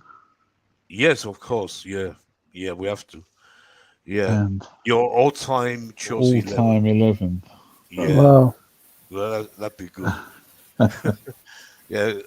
Shall I start? Kick off? Yeah, go ahead. This is a tough one. It's tough. But goalkeeper, definitely Bonetti. Agreed. I know there's been Petr Cech, there's been Courtois, there's all these Yeah. guys, but I'll go old school. I'll go Bonetti. Yes. Centre.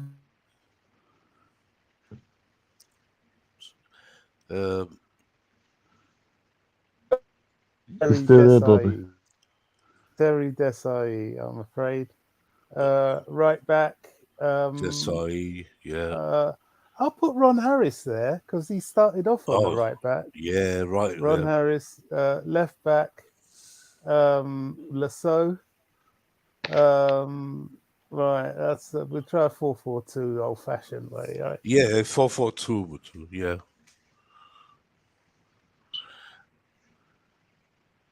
You still there, Bobby? Oh, sorry. Yeah. I think you muted yourself. Yeah. Right. So on the left, oh gosh, midfield. That's tough. That is really, really tough. Very tough. Right. Who used to play a lot on the left? Wilkins. He was on the left a bit, wasn't he? A bit. Yeah. But no, he would be more central. If you play 4-4-2, left on the outside, I would go. Oh gosh. Venables, Wilkins,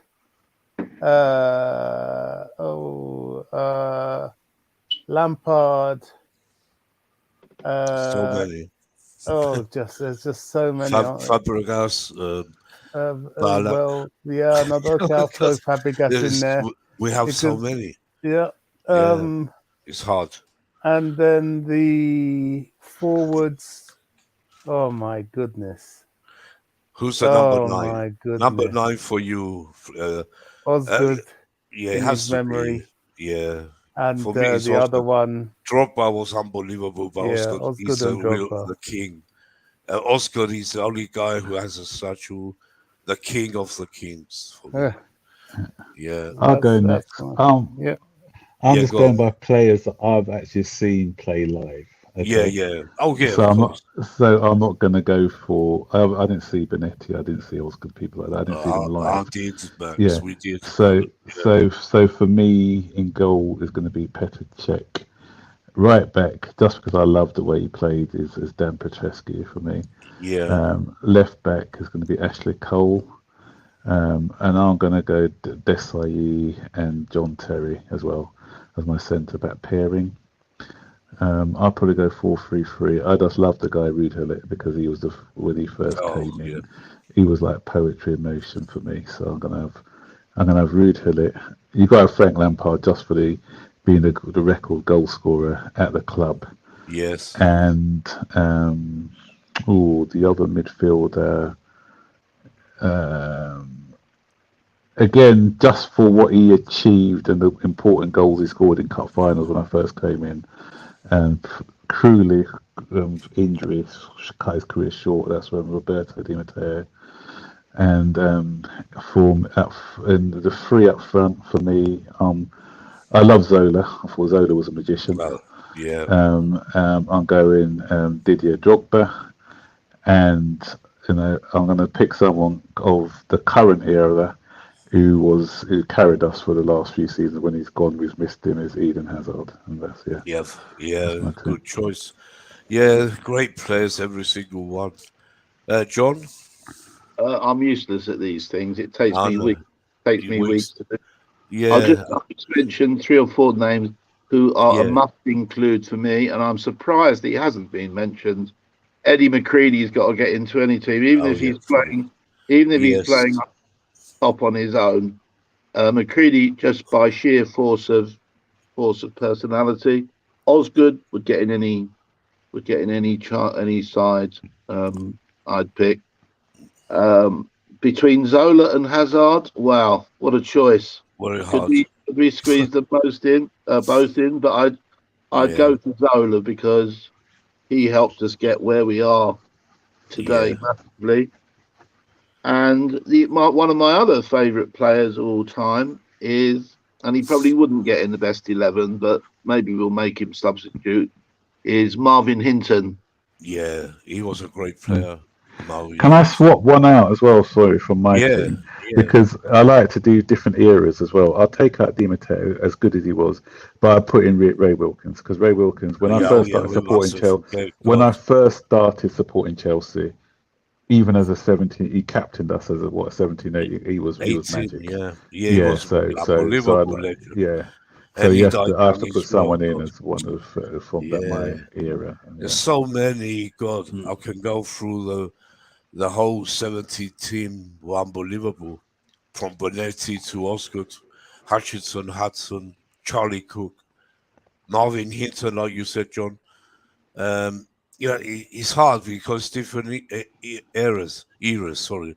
Hmm. But, the team of Lampard, Drogba, Zola, God, Drogba days, Zola days when we had Petrescu, um, Viali, we mustn't forget, Viali, what he did for the club. Mm. Unbelievable what he did. Player manager, and player manager, then a manager. He won nearly everything. Um, League Cup, Cup Winners' Cup, UEFA Cup, Super Cup. Sorry, Super Cup. Yeah, and there's so many.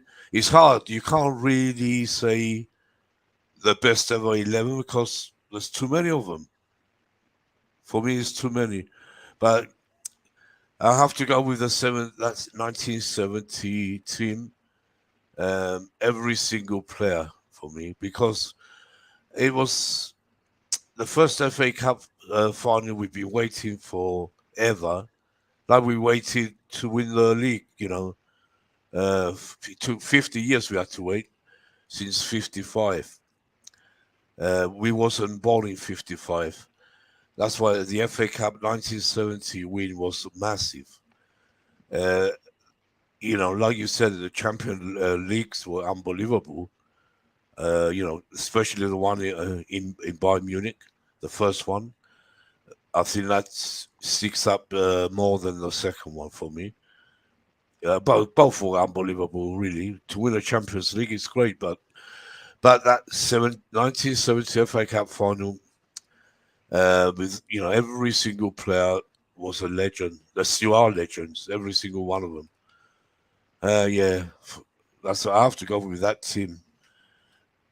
I know Zola, Drogba, the great, but still, for me, yeah, it's that team. Yeah, I think that's about it. We said everything. It was a good show, really. Yeah, Any definitely. last Yeah. words? Yeah. Yeah. Any last words, chaps?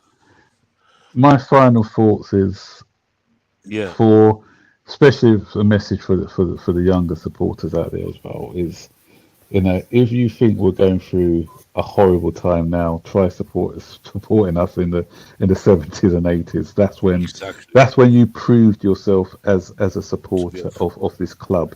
And I was on a space a few months ago actually, and someone was said something said because there was a Tottenham supporter on there, and then so they said, out of all the teams that you could have supported, why did you choose Tottenham? You know, sort of thing. And then a lot of people just want to choose teams because of the success or whatever. But supporting a football team is something special, and it's a special moment. I'm sure we've all got our special moments of why we started supporting Chelsea. For Yeah, me, it cool. was a family thing, and it just kept up the family tradition. Even if we're in Division 3, I'll still be supporting Chelsea, and Of that's course. why I think we obviously we all want our clubs to be successful. That's what we're here to support them about. But it's more about being a part of the community and everything else. So Yeah. it's just bear with the team as we're going through this hard spell, because at the end of the day, it will be worth it, and it will grow you as individuals. It'll grow your character as well, and you will enjoy the good moment like I did. There was no better moment for me than 20 years, 27 years of hurt and being teased by my school friends and other things. Oh, you support a rubbish club, you haven't won anything. Once we Oh, became successful, for me, there's no bigger joy than watching your club become something great. So, yeah, yeah, Max. yeah. A great words. How could I say better?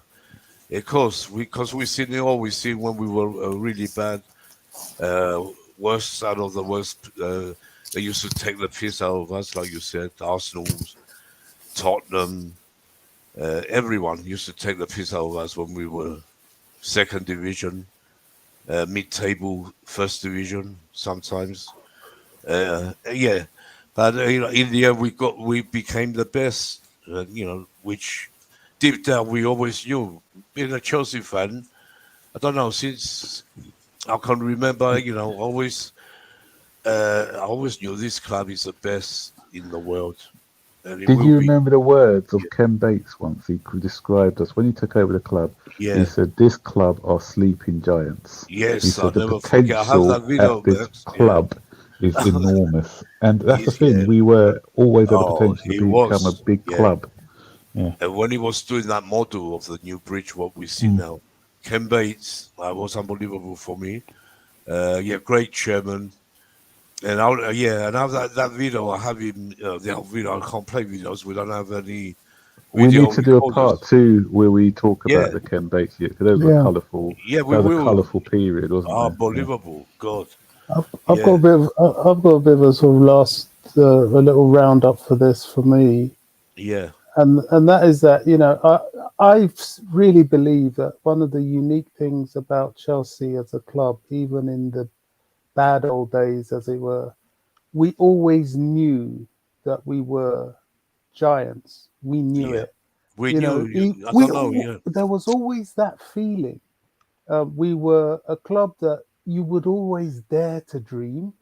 Mm, You would think, oh, this could never happen, just like Max said earlier. Gosh, he never thought he would see Chelsea lift the Premier League.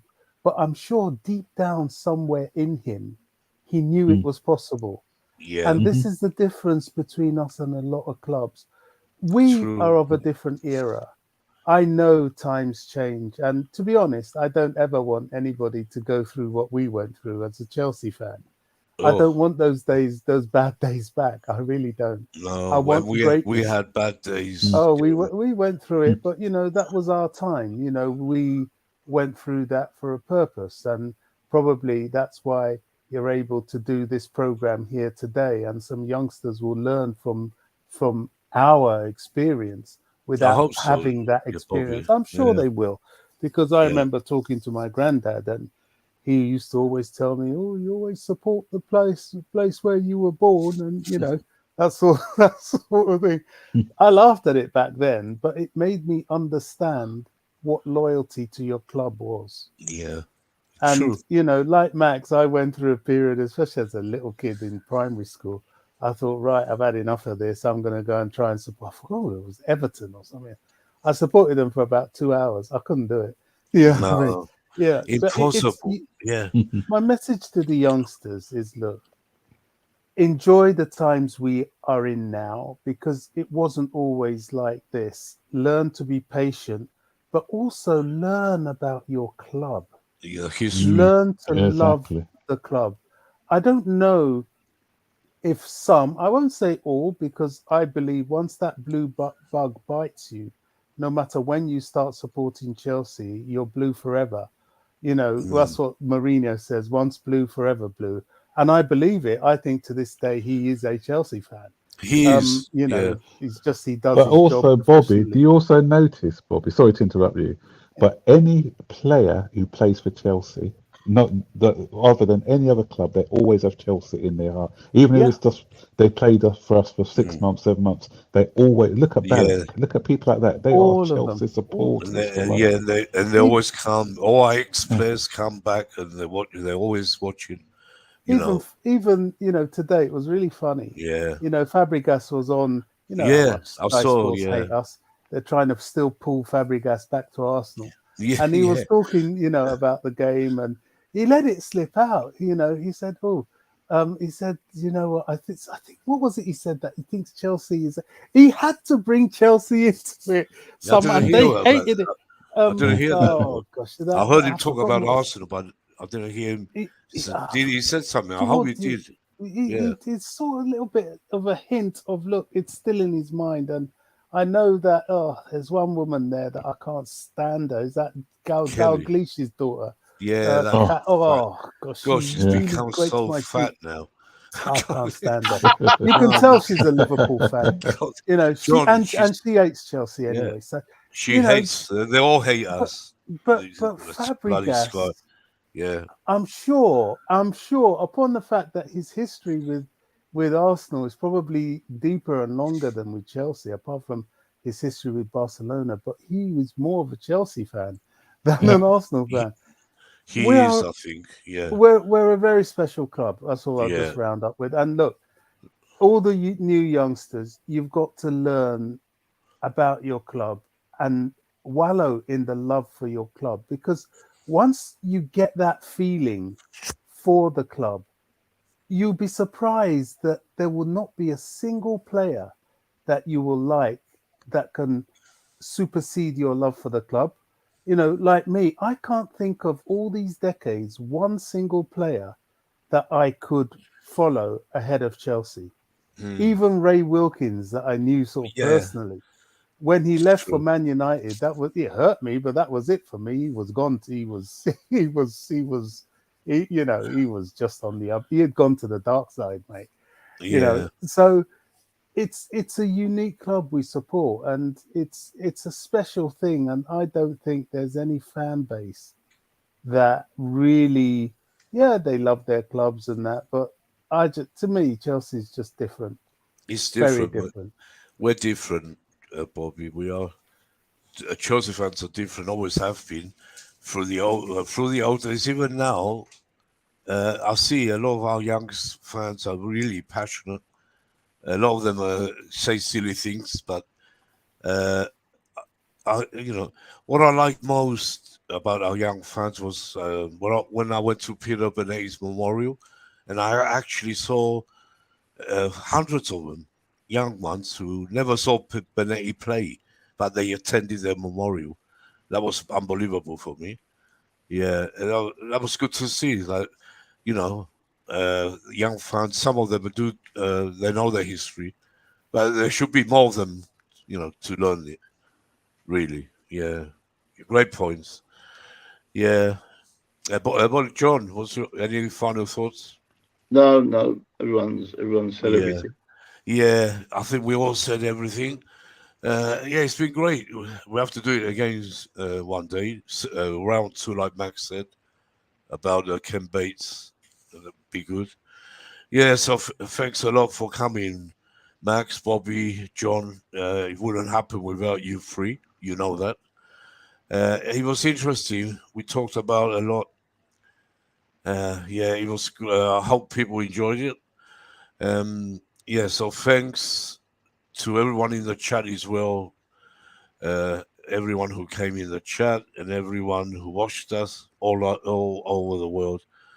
I hope you learned something from us today. So yeah, with that, we wish you the best. and God bless you and good night. Thanks a lot. Yeah. See you. Good night, everyone. Good night. Okay, cheers, guys. Bye. Bye. Yeah. Put the countdown.